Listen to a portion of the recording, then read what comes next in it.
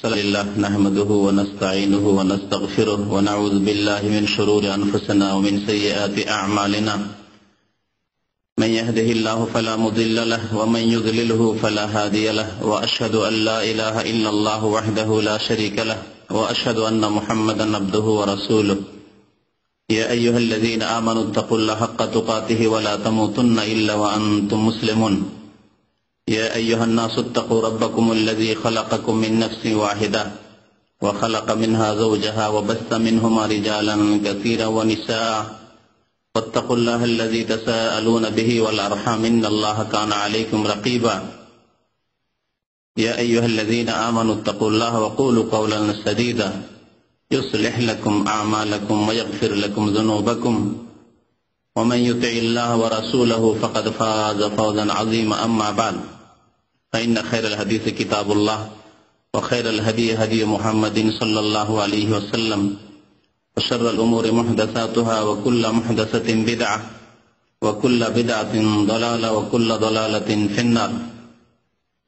أعوذ بالله من الشيطان الرجيم. بسم الله الرحمن الرحيم.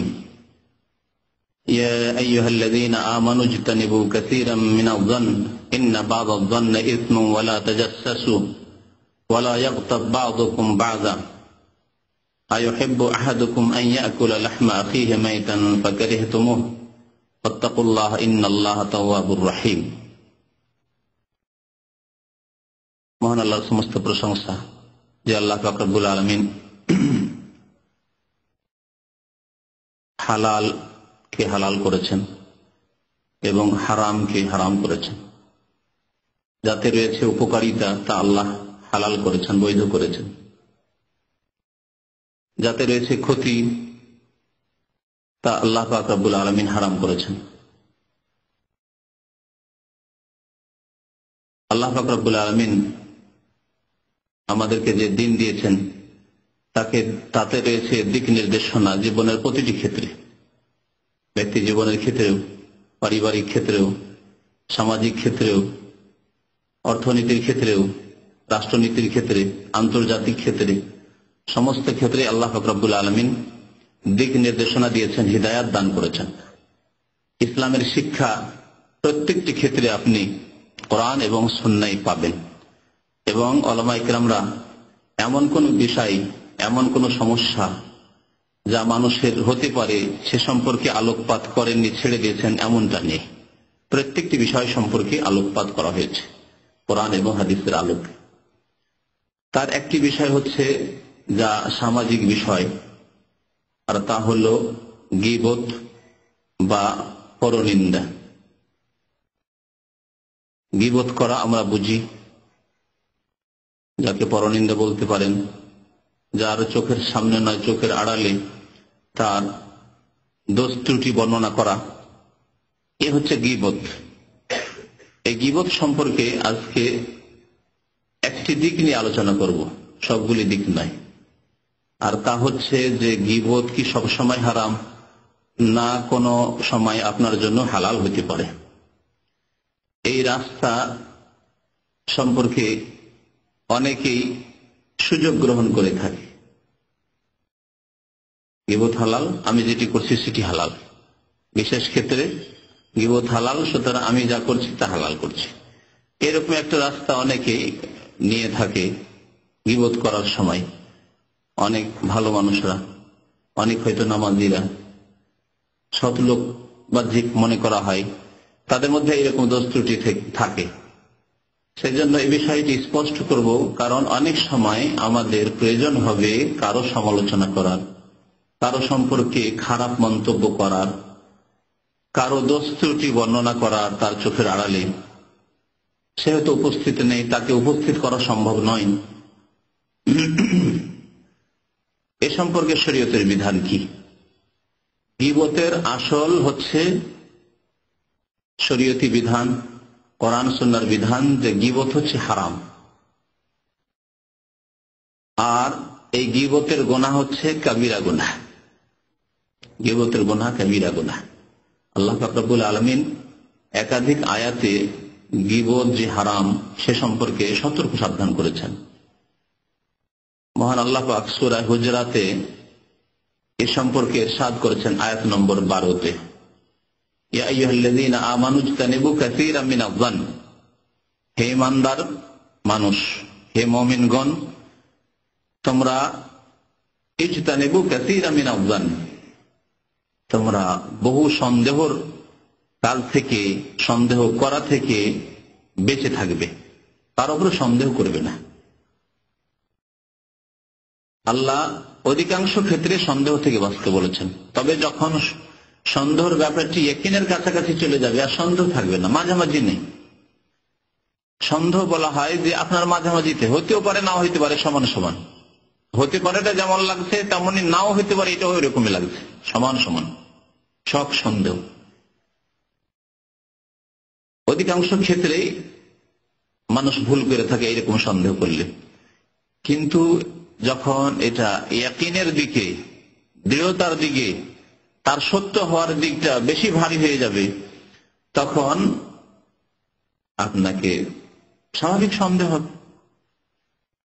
আপনার কাছে এরকম দলিল প্রমাণ হইতে হবে এবং তা প্রমাণ করার চেষ্টা করতে হবে যদি এরকম কিছু হয় তাহলে। কিন্তু সন্দেহের ভিত্তিতে কোনো সিদ্ধান্ত নেওয়া যাবে না। আল্লাহ পাক রব্বুল আলামিন সন্দেহ করতে নিষেধ করেছেন। এই একটি বিষয়, সামাজিক বিষয়, কারণ এর উপর নির্ভর করেছে সমাজের একের অপরের সাথে সম্পর্ক। মানুষ যখন একে অপরের ক্ষেত্রে সন্দিহান হয়ে যায় তখন অবনতি ঘটে সামাজিক সম্পর্কের ক্ষেত্রে, পারিবারিক সম্পর্কের ক্ষেত্রে, ভাই ভাই সম্পর্ক, স্বামী স্ত্রীর সম্পর্ক, ছেলে আর বাবা মা সম্পর্ক ইত্যাদি আপসের সম্পর্কের অবনতি ঘটে। আল্লাহ নিষেধ করেছেন বেশি সন্দেহ করতে।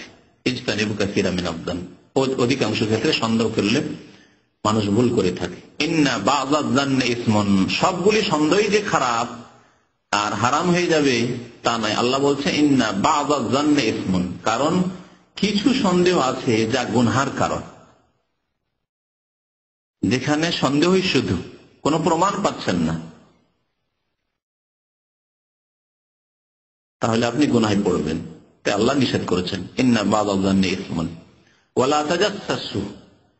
আর আল্লাহ পাক রব্বুল আলামিন কারো দোষ ত্রুটি খুঁজতে নিষেধ করেছেন, জাসুসি করা, গোয়েন্দাগিরি করা, দোষ ত্রুটি খুঁজে বেড়া। এমনি সাদা সিধা লোকটি কিছু দেখতে পাচ্ছেন না, কিন্তু এত গভীর ভাবে আপনি তাকে স্টাডি করছেন, তার পিছন লেগে আছেন, পদে পদে লেগে আছেন যে দোষ খুঁজে বের করতে পারি কিনা, এই দোষ খুঁজতেই হবে। এইরকম যদি একজনের পিছনে লেগে যান তাহলে কিছু না কিছু দোষ তো পাওয়া যাবে, মানুষের ত্রুটি তো আছে। আল্লাহ বলছেন ওয়ালা তাজাসসু, তাজাসসুস করিও না, গোয়েন্দার মতো পেছনে পড়ে যান, যে দোষ বের করতেই হবে, একে হেয় প্রতিপন্ন করতে হবে, একে ধরতেই হবে, একে ডাউন করতেই হবে। ওয়ালা তাজাসসু ওয়ালা ইয়াগতাব বা'দুকুম বা'দা। তারপরের বিধান হচ্ছে গীবতের বিধান। আল্লাহ বলছেন তোমাদের একে অপরের যেন গীবত না করে, নিন্দা না করে। তাহলে আল্লাহ নিষেধ করছেন, গীবত করা হচ্ছে হারাম। ওয়ালা ইয়াগতাব বা'দুকুম বা'দা।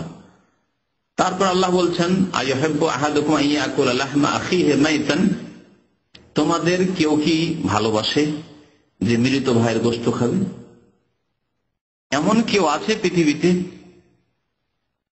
মুসলিম তো দূরের কথা, অমুসলিম হয়তো পাওয়া যাবে না, তবে আছে। মানুষের গোশত খায় এরকম জাতি আছে অমুসলিমদের মধ্যে, কিছু কিছু দেশে শুনি, জানি না কোন দেশে আছে, ফিলিপাইন, কোরিয়া হইতে পারে। তো তোমাদের কেউ কি এটা ভালোবাসবে যে আইয়াকুল লাহমা আখিহি, ভাইয়ের গোশত খাবে, আর তাও মাইতান, মরে যাওয়ার পরে? একজনের সাথে শত্রুতাও যদি থাকে তাহলে তার মরে যাওয়ার পরে শত্রুতা শেষ হয়েছে, আর শত্রুতা করে করবেন কি? যার শত্রুতা করছিলেন, যার হিংসা করছিলেন, যার সম্পর্কে আশঙ্কা করছিলেন যে আমার শত্রু দুশ্মন ক্ষতি করতে পারে, সে গেছে, ও আর কি করতে পারে? তারপরেও মরা লাশের গোশত খাবেন আপনি? এমন কেউ আছে? আল্লাহ পাক রব্বুল আলামিন গীবত করাকে মৃত ভাইয়ের গোশত খাওয়ার সাথে তুলনা করলেন। এক তো ভাইয়ের কথা আল্লাহ বলেছেন, ভাইয়ের গোশত কেউ খেতে পারে না, সে বংশীয় ভাই হোক আর দিনী ভাই হোক, ভাইয়ের গোশতের কথা আল্লাহ বলেছেন আখিহি।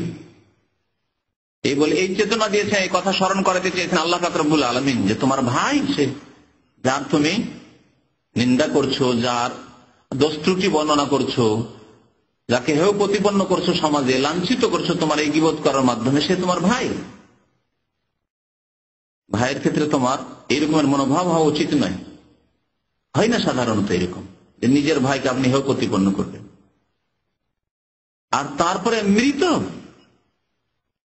আল্লাহ বলছেন মাইতান, মৃত। মৃত সম্পর্কে তোমার আর করার কি আছে?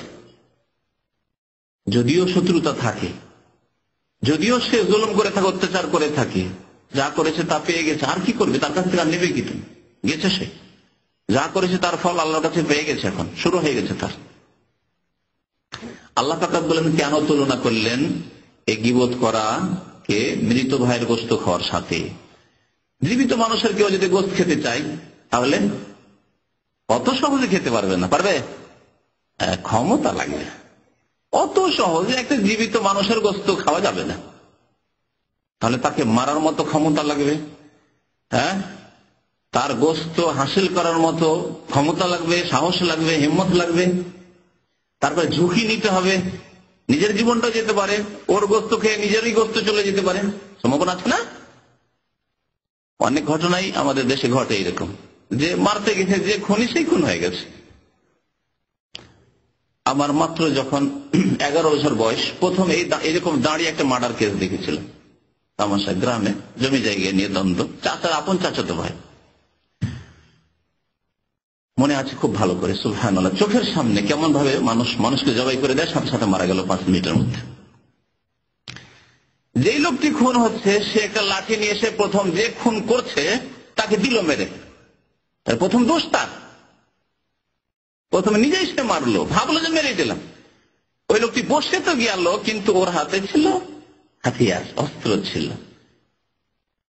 ফিরে এসে একেবারে দিল অস্ত্র দ্বারা আঘাত, সাথে সাথে 2 টুকরো করে দিল, তার পেট নাড়ি ভুঁড়ি সব বেরিয়ে গেল। যে কথাটি বলছিলেন যে অনেক সময় একটা মানুষের গোশত খেতে যাচ্ছেন, আপনি জবাই করতে যাচ্ছেন, আপনি নিজেই জবাই হয়ে যেতে পারেন। আপনি কি জবাই করবেন? আপনি নিজেই জবাই হয়ে যেতে পারেন। সেই জন্য আল্লাহ পাক জীবিত ভাইয়ের গোশতের কথা আল্লাহ বলেনি, বা এমনি তোমার ভাইয়ের গোশত খেতে চাও তুমি এই কথা বলেনি, মাইতান। আর মৃত লাশের গোশত এটা কাপুরুষও খেতে পারবে, তাই না? যদি খেতে চায় তো কাপুরুষ, যে ভয়ে ভীত, সেও খেতে পারবে, কারণ প্রতিবাদ করার কেউ নেই। রাতের অন্ধকারে কবরস্থানে গেছে, কবর থেকে উঠিয়ে মরা লাশের গোশত খাচ্ছে, কি বলতে দিবে? রাতের অন্ধকারে কেউ জানতে পারলো না। আর সেই মৃত দেহ সে প্রতিবাদ করতে পারবে না, প্রতিরোধ করতে পারবে না, বাধা দিতে পারবে না, প্রতিহত করতে পারবে না। গীবতকে এর সাথে তুলনা করা হয়েছে। যেই ব্যক্তির গীবত করা হয় সে চোখের আড়ালে থাকে,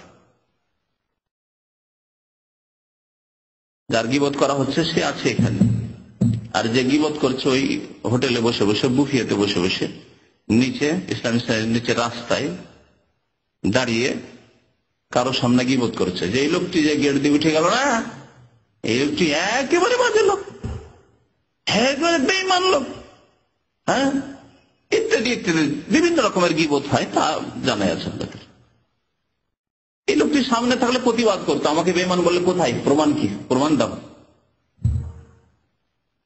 এক পা নড়াতে পারবে না যতক্ষণ প্রমাণ না দিবে যে আমি বেঈমান। সামনে থাকলে প্রতিবাদ করতে পারতাম, কিন্তু সে নেই সামনে, জানে না যে আমার গীবত করা হচ্ছে, আমাকে বেঈমান বলা হচ্ছে, আমাকে ফাসিক বলা হচ্ছে, আমাকে লম্পট বলা হচ্ছে, আমাকে চোর বলা হচ্ছে, জানে না। সে মৃত ভাইয়ের মতো, মৃত লোকের মতো, যেহেতু চোখের আড়ালে রয়েছে। আল্লাহ পাক রব্বুল আলামিন গীবত করাকে মৃত ভাইয়ের গোশত খাওয়ার সাথে তুলনা করেছেন। তারপরে গোশত খাওয়া এক মানুষের এক ঘৃণিত, তারপরে মৃত লাশের মাইয়েতের গোশত খাওয়া আরো ঘৃণিত। যেমন নোংরা কাজ, ঘৃণিত কাজ, হারাম তো আছে, কিন্তু কত নোংরা নিকৃষ্ট কাজ, ঠিকই তেমনি গীবত করা হচ্ছে নোংরা নিকৃষ্ট কাজ। তোমাকে যদি কারো সম্পর্কে বলতে হয়, তার সামনে বলবে যে ভাই আপনার মধ্যে এই দোষ আছে, আপনি টাকা পয়সা মানুষের ধার দেন না, এটা ভালো না স্বভাব, বীর পুরুষের কাজ, মুসলিমের কাজ, সংস্কারকের কাজ, সংশোধনকারীর কাজ। আপনার উদ্দেশ্য হচ্ছে সংশোধন করার, যে ভাই আপনার সম্পর্কে এত কথা কেন শুনিয়ে এরকম, যার কাছ থেকে টাকা নেন আর ধার নেন, একেবারে দেখা সাক্ষাৎ দেন না বছর কি বছর, এত হাত ভারী কেন? সামনে বলেন, সংশোধন হবে তার। চোখের আড়ালে বলে কোনো সংশোধন হবে না। এটা হচ্ছে বীর পুরুষের কাজ। আর নোংরার কাজ হচ্ছে চোখের আড়ালে গীবত করা, আর সামনে দেখা হলে কেমন আছেন, ভালো আছেন ভাই, কেমন আছেন, ইত্যাদি ইত্যাদি। হ্যাঁ, নিকৃষ্ট লোকের কাজ। তাই আল্লাহ পাক রব্বুল আলামিন মৃত ভাইয়ের গোশতের সাথে তুলনা করেছেন। তো বলছিলাম যে গীবতের ক্ষেত্রে আসল হচ্ছে যে গীবত করা হারাম। গীবত কাকে বলে এটা অনেকেই বুঝেন না।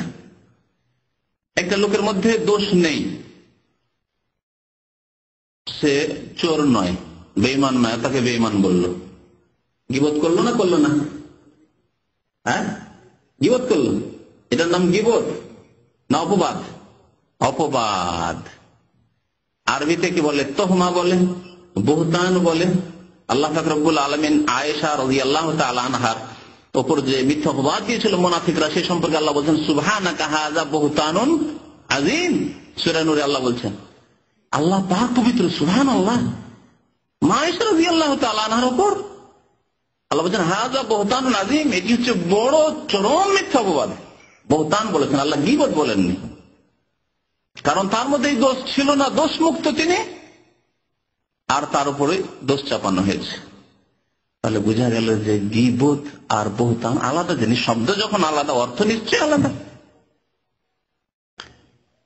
গীবত আর তহমত একই জিনিস, আর তহমত আর বুহতান এক জিনিস, আর গীবত হচ্ছে আলাদা জিনিস। তাহলে গীবত কাকে বলে?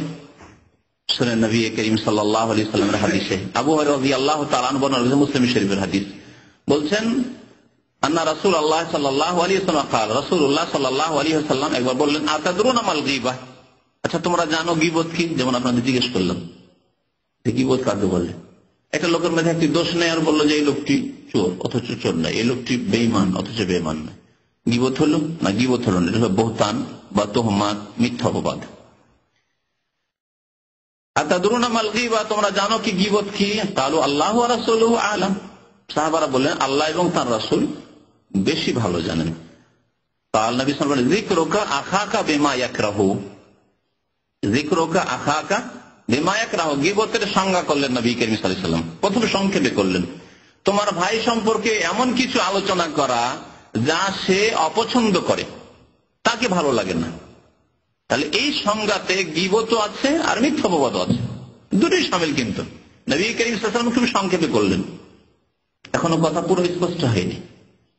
কারণ একটা লোকের উপর মিথ্যা অপবাদ যদি দেন, লোকের মধ্যে দোষ নেই, আর বলছেন যে এইরকম লোকটি, তাহলে তাকে খারাপ লাগবে না লাগবে না? তাকেও খারাপ লাগবে। আচ্ছা, এক লোকের মধ্যে দোষ আছে, লোকটি আসলেই বেঈমান, আর বেঈমান বললেন, তাকে খারাপ লাগবে না লাগবে না? খারাপ লাগবে, কারণ তার মানহানি হচ্ছে। হ্যাঁ, মানহানি হচ্ছে, সেজন্য তাকে খারাপ লাগবে। তাহলে গীবত কেও শামিল এই সংজ্ঞা, আর তোহমত বা বুহতান, মিথ্যা অপবাদ কেও শামিল। যিকরুকা আখাকা বিমা ইয়াকরাহু, তোমার ভাই সম্পর্কে এমন কিছু বলা যা তাকে ভালো লাগে না শুনতে। আমার সম্পর্কে এরকম কথাবার্তা বলল, কষ্ট দিল আমাকে, কষ্ট পেল সে, আপনার বিরুদ্ধে তার মনে শত্রুতা আসলে। তারপরে এই জন্যই আবার প্রশ্ন উঠলো, সাহাবী জিজ্ঞাসা করলেন, আফারাআতা ইন কানা ফি আখি মা আকুলু, ইয়া রাসূলুল্লাহ, আচ্ছা বলুন, যদি আমি যেই ভাই সম্পর্কে কোনো দোষ ত্রুটি বলছি তার মধ্যে ওই দোষ থাকে, আমি মিথ্যা বলিনি, সত্যি সত্যি লোকটি ফজর নামাজ পড়ে না, জীবনেও দেখে না, এখানে বাস করে, জীবনে ফজর নামাজ মসজিদে দেখি, তা আমি তো সত্য কথা বললাম যে লোকটি ফজর নামাজ মসজিদে যায় না, লোকের হাত ভারী, টাকা পয়সা নিলে আর দিতে চায় না, আসলে তার মধ্যে এই দোষ আছে। ইন কানা ফি আখি মা আকুলু, তাহলে দোষ কি তার মধ্যে আছে আমি বললাম।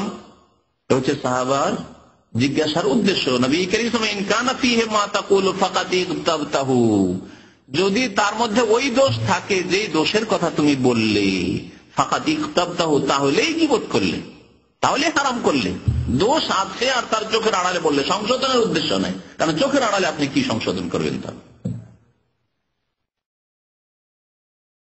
কিন্তু একটি ক্ষেত্রে শুধু আসবে, আপনার চোখের সামনে তাকে পাচ্ছেন না, আপনি নিয়ে আসা সম্ভব নয়, আর আপনার যাওয়া সম্ভব নয়, আর তার দ্বারা এমন ক্ষতি হচ্ছে আপনাকে সংশোধন করতে হবে। সংশোধন উদ্দেশ্য যদি হয়, তাহলে এমন মাধ্যম দিয়ে সংশোধন করে যাতে করে তার কাছে তার অনুসারী যদি থাকে, বিশেষ করে হাজার হাজার লোক তার অনুসারী আছে, তাহলে তাদের কাছে পৌঁছে যাবে, সংশোধন হবে।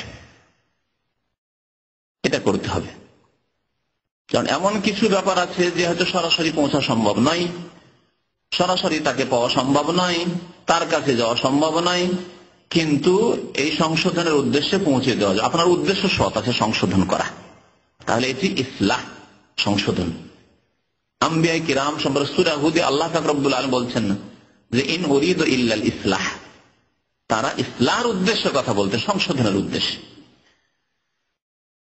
ওয়াইন লাম ইয়াকুন ফীহি মা তাকুলু, নবী কারীম সাল্লাল্লাহু আলাইহি ওয়াসাল্লাম বলছেন তার মধ্যে যদি ওই দোষ না থাকে যে কথা তুমি বললে, লোকটি আসলে হাত ভারী নাই, আপনি মিছামিছি মানহানি করার জন্য, বা ব্যবসা করতে যাচ্ছে, একটা পার্টনারশিপে ব্যবসা করতে যাচ্ছে, আপনি ভাবছেন এর ব্যবসা করে উন্নতি করে নিবে, না ব্যবসাটা করতে দেবো না, সেই জন্য মিথ্যা বললেন যে না এর সাথে হিসাবে খুব অসুবিধা আছে, এর সাথে শেয়ারে যদি হয়ে যাও তোমাকে খেয়ে নিবে, দংশন করে নিবে ইত্যাদি ছিলেন বলে মিথ্যা কথা।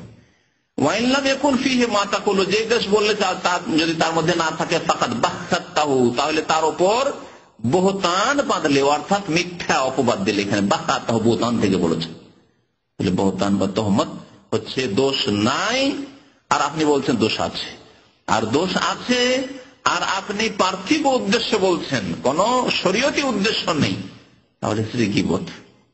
শরীয়তি উদ্দেশ্য বলছেন, এই ক্ষেত্রে গীবতের আওতাতেও যদি ফেলেন সংজ্ঞার দিক দিয়ে গীবত, কিন্তু এই গীবত করা জায়েজ, অনেক ক্ষেত্রে ওয়াজিব। এই বিষয়টি আজকের বিষয়বস্তু। ইমাম নাওয়াবী রহমতুল্লাহ আলাইহি খুব বড় ইমাম ছিলেন, মুহাদ্দিস ছিলেন। তার পরিচয়ের আলেমদের মধ্যে প্রয়োজন নেই যে বেশি পরিচয় করে, তাহলে যারা হাদিস সম্পর্কে বিশেষ করে পড়াশোনা করেছে। বুখারী শরীফের পরে স্থান হচ্ছে মুসলিম শরীফের। এই সহিহ মুসলিমের সবচাইতে প্রসিদ্ধ যে ভাষ্য সারা, তা ইমাম নাওয়াবী রহমতুল্লাহ আলাইহি। এই ইমাম নাওয়াবী রহমতুল্লাহ আলাইহির জন্ম হচ্ছে 631 হিজরিতে, 631 হিজরিতে। আর আজকে কত হিজরি হলো? 1428 শেষ হতে যাচ্ছে, 29-এ আমরা কদম রাখতে যাচ্ছি, তাই না? 22 তারিখ আজকে, জিলহজ মাস 1428 হিজরি। তাহলে কত বছর হয়ে গেল চিন্তা করুন। 631 থেকে 700, 800, 900, 1000, 11, 12, 13, 14, হ্যাঁ, তাহলে 800, 600 কত বললাম, 31 বললাম, তাহলে 800 কত হয়ে যায়? 803 বছর। তার জন্ম হচ্ছে 803 বছর আগে, তার জামানা হচ্ছে 800 বছরের বেশি আগে। তাহলে কত তিনি প্রাচীন আলেম, কত পুরাতন আলেম তিনি ইসলামের। এই কথা এই জন্যই বলছি যে অনেকে বলবে যে আজকাল নতুন নতুন আলেম, নতুন নতুন ফতোয়া, দেখো গীবত জায়েজ করে দিলা, বলে না অনেক জাহেল মূর্খরা, হ্যাঁ গীবত জায়েজ করে দিল। সেই জন্য এই সময়কালটা বলছি যে এতদিন আগে তিনি লিখেছেন এবং তার যুগের নতুন কোন ফতোয়া নাই, প্রত্যেকটি দলিল তিনি দিয়েছেন। তার বহু কিতাব রয়েছে, সবচেয়ে প্রসিদ্ধ কিতাব হচ্ছে মুসলিম শরীফের ভাষ্য, ইমাম নাওয়াবী শারহ নাওয়াবী। আমার দেশে যে কোনো আলেমরা আলিয়া মাদ্রাসায় হোক আর আপনার কওমি মাদ্রাসায়, দাওরা মাদ্রাসায় হোক, পড়ান মুসলিম শরীফ, তার সামনেও এই হাসিয়া বা শারহ ভাষ্য থাকে অবশ্যই ইমাম নাওয়াবীর। ইমাম নাওয়াবী রহমাতুল্লাহ বহু কিতাব রয়েছে, ফিকহ আল মাজমু রয়েছে, বেশ অনেক খণ্ডে রয়েছে।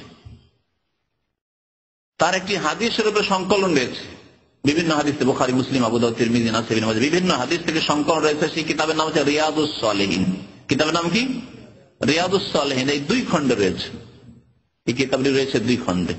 এ হচ্ছে প্রথম খণ্ড রিয়াদুস সালেহিন, আর এই হচ্ছে দ্বিতীয় খণ্ড রিয়াদুস সালেহিন। বাংলায় 2 খণ্ডে এসেছে, আরবিতে একই খণ্ডে আছে। তো রিয়াদুস সালেহিনে যেসব নিষিদ্ধ কাজের অধ্যায় তিনি কায়েম করেছেন, তার মধ্যে একটি হচ্ছে গীবত। আর তারপরে গীবত সম্পর্কে হাদিসগুলি নিয়ে আসার পরে তিনি আরেকটি অধ্যায় কায়েম করেছেন, বাবু বায়ানে মা ইউবাহু মিনাল গীবাতি। দ্বিতীয় খণ্ডে রয়েছে, বাংলা কিতাব থেকে আপনাদেরকে দেখাই, তাহলে সুবিধা হবে। এই বইটি এখানে পাওয়া যাচ্ছে।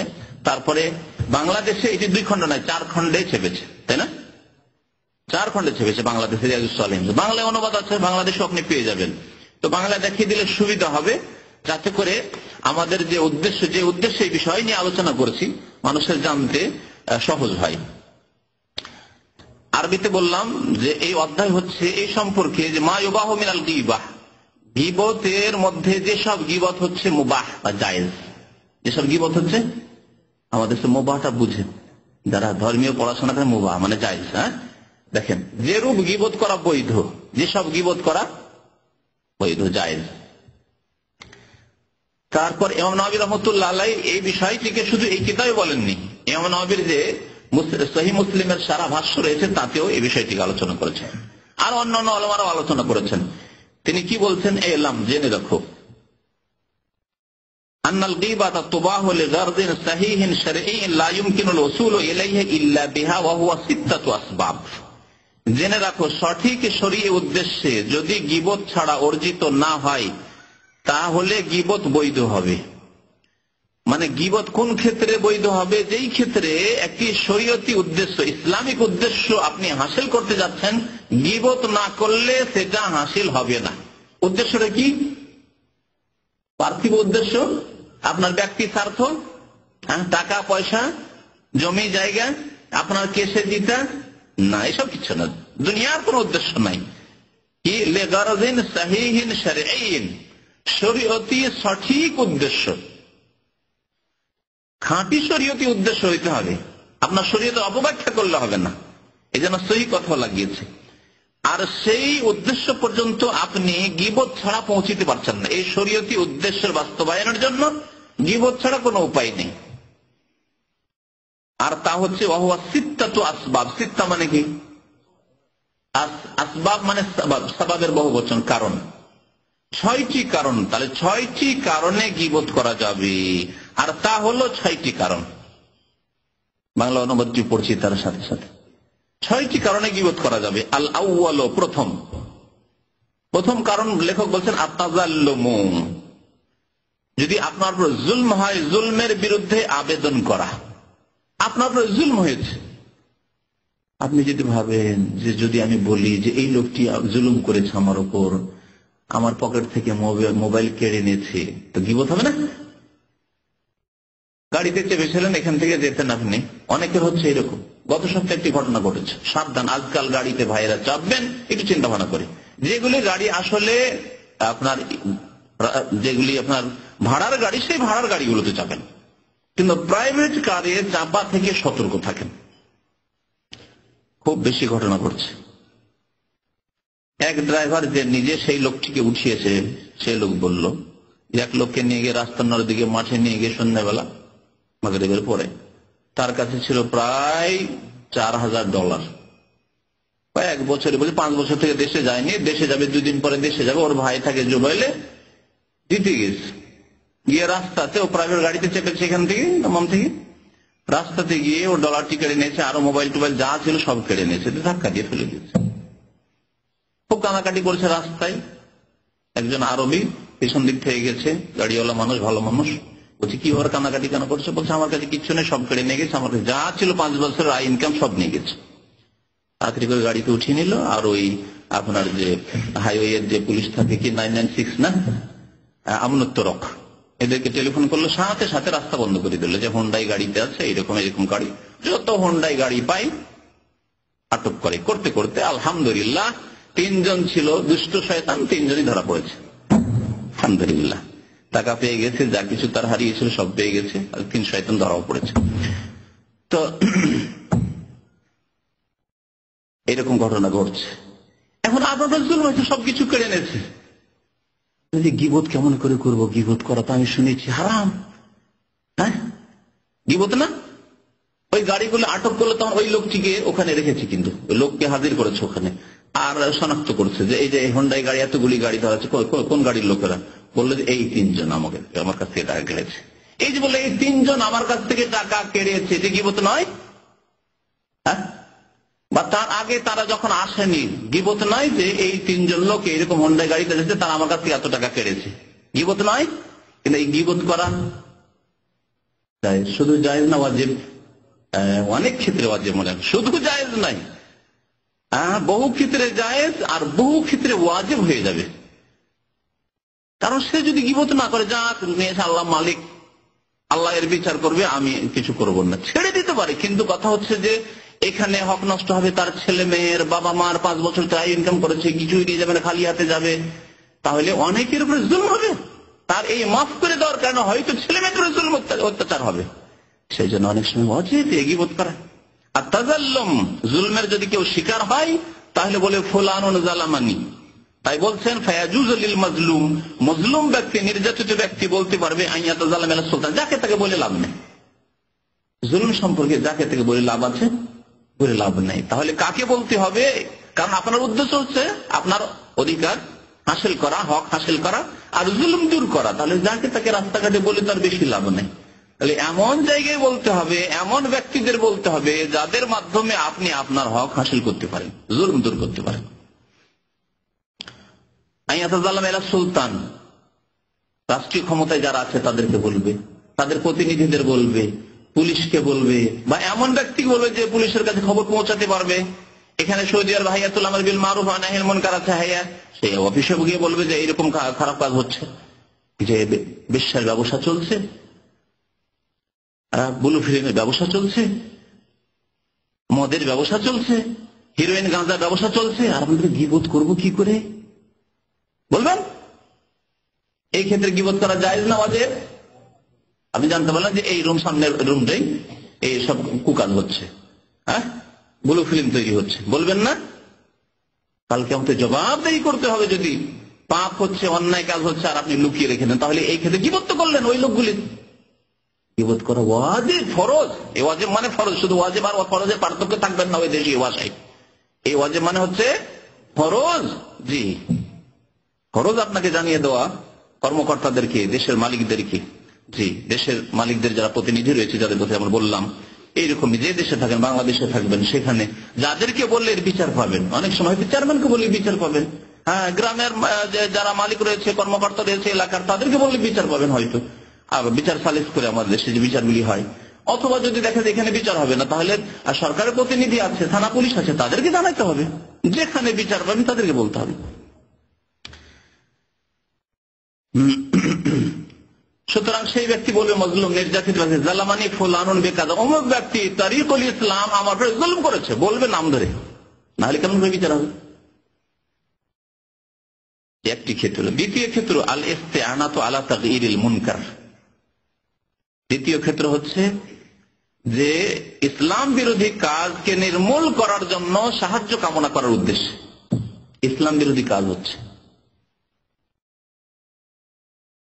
যার উদাহরণ একটু আগে দিলাম, এরকম আরো বহু উদাহরণ হতে পারে।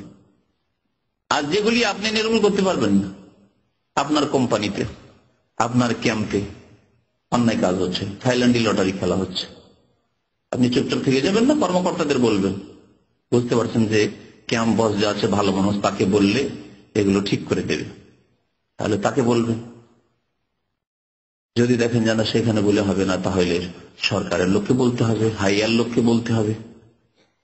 দেশে আছেন, যেখানে আছেন সেখানে দেখবেন যে কোনখানে বললে, কোনখানে এই গীবত করা ফরজ, কোনখানে বললে এই পাপগুলিকে নির্মূল করা যাবে।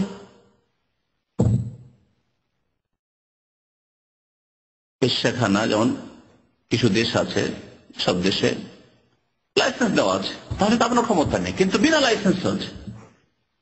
লাইসেন্স দেওয়া থাকলে তো আপনি অভিযোগ করেও কিছু করবে না, তারাই তো লাইসেন্স দিয়ে রেখেছে, কিন্তু বিনা লাইসেন্সে চলছে। আপনি বুঝতে পারছেন না, আমি এখানে পারবো এই অন্যায়গুলিকে নির্মূল করতে পারবো। মদের দোকান, গ্রামে মদের দোকান করেছে, লাইসেন্স নেই, পারবো আমি, তাহলে থানা পুলিশকে বললেই হবে।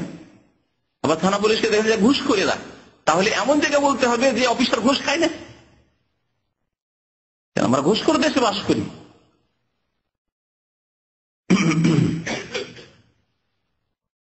তো বলছেন নবী রহমতুল্লাহ, দ্বিতীয় ক্ষেত্র হচ্ছে যে খারাপ, অবৈধ, অন্যায়কে প্রতিরোধ করার কাজে সাহায্য করা এবং পাপীকে সঠিক পথে নিয়ে আসার জন্য কিছু বলা। পাপী আপনি ওয়াজ করলেও শুনবেন না, ভাই চলেন নামাজ পড়তে যাবেন না, থাইল্যান্ডে খেলছেন, হারাম, শুনবে না।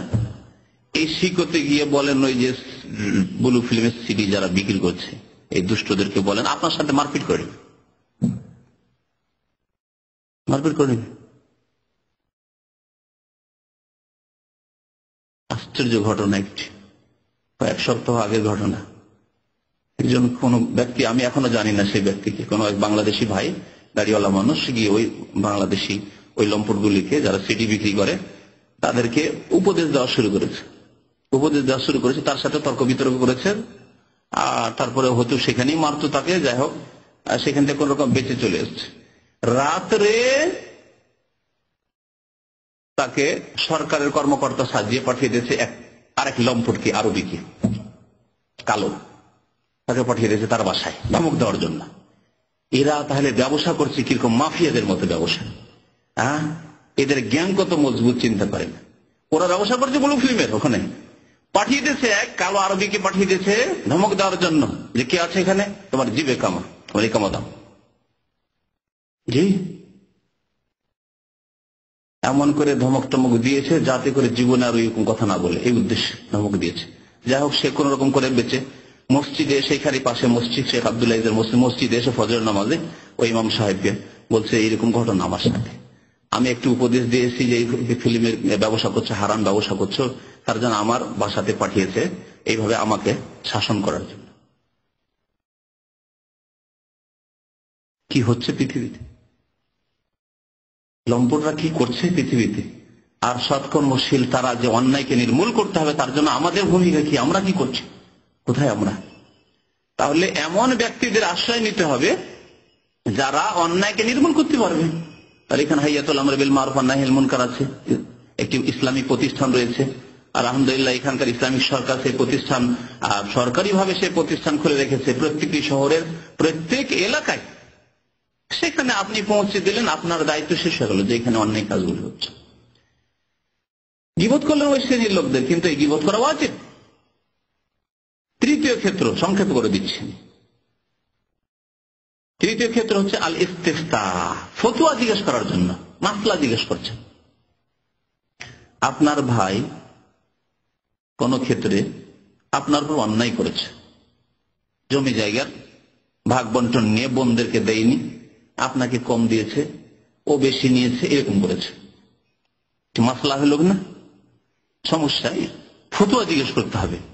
তাহলে এই ফতোয়া কোন আলেমের কাছে জিজ্ঞেস করছেন, তখন গিয়ে বলছেন যে আমার আব্বার এই জমি জায়গা ছিল, বোনদেরকে কিছু দেয়নি, আমার বড় ভাই বেশি নিয়ে গেছে, আমাদেরকে 5 বিঘা করে দিয়েছে, সে নিয়েছে 10 বিঘা, বোনদেরকে 1 বিঘা দেয়নি, বা দিয়েছে 1 বিঘা করে। এখন এই ক্ষেত্রে শরীয়তের ফতোয়া কি জিজ্ঞেস করলেন আপনি, এইভাবে যে জিজ্ঞেস করলেন, আপনার ওই ভাইয়ের গীবত হলো না, হলো না?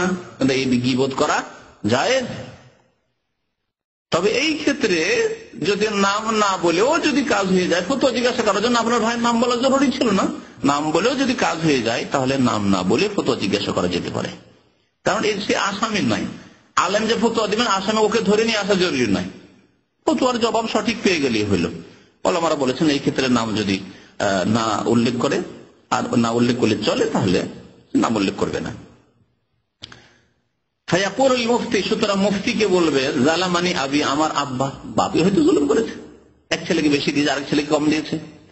আর কত বাবা যে জুলুম করেছে ইন্ডিয়া, বাংলাদেশ, পাকিস্তানে মেয়েদের ক্ষেত্রে, তো আল্লাহ ভালো জানে, আল্লাহ ভালো জানে। এক বুড়ো বাবার কথা বলছি, নাম না বলে যদি কাজ, এখনই বললাম না, এই জন্য নাম বলবো না। 60 বিঘা জমি, 5টি মেয়ে, 3টি ছেলে।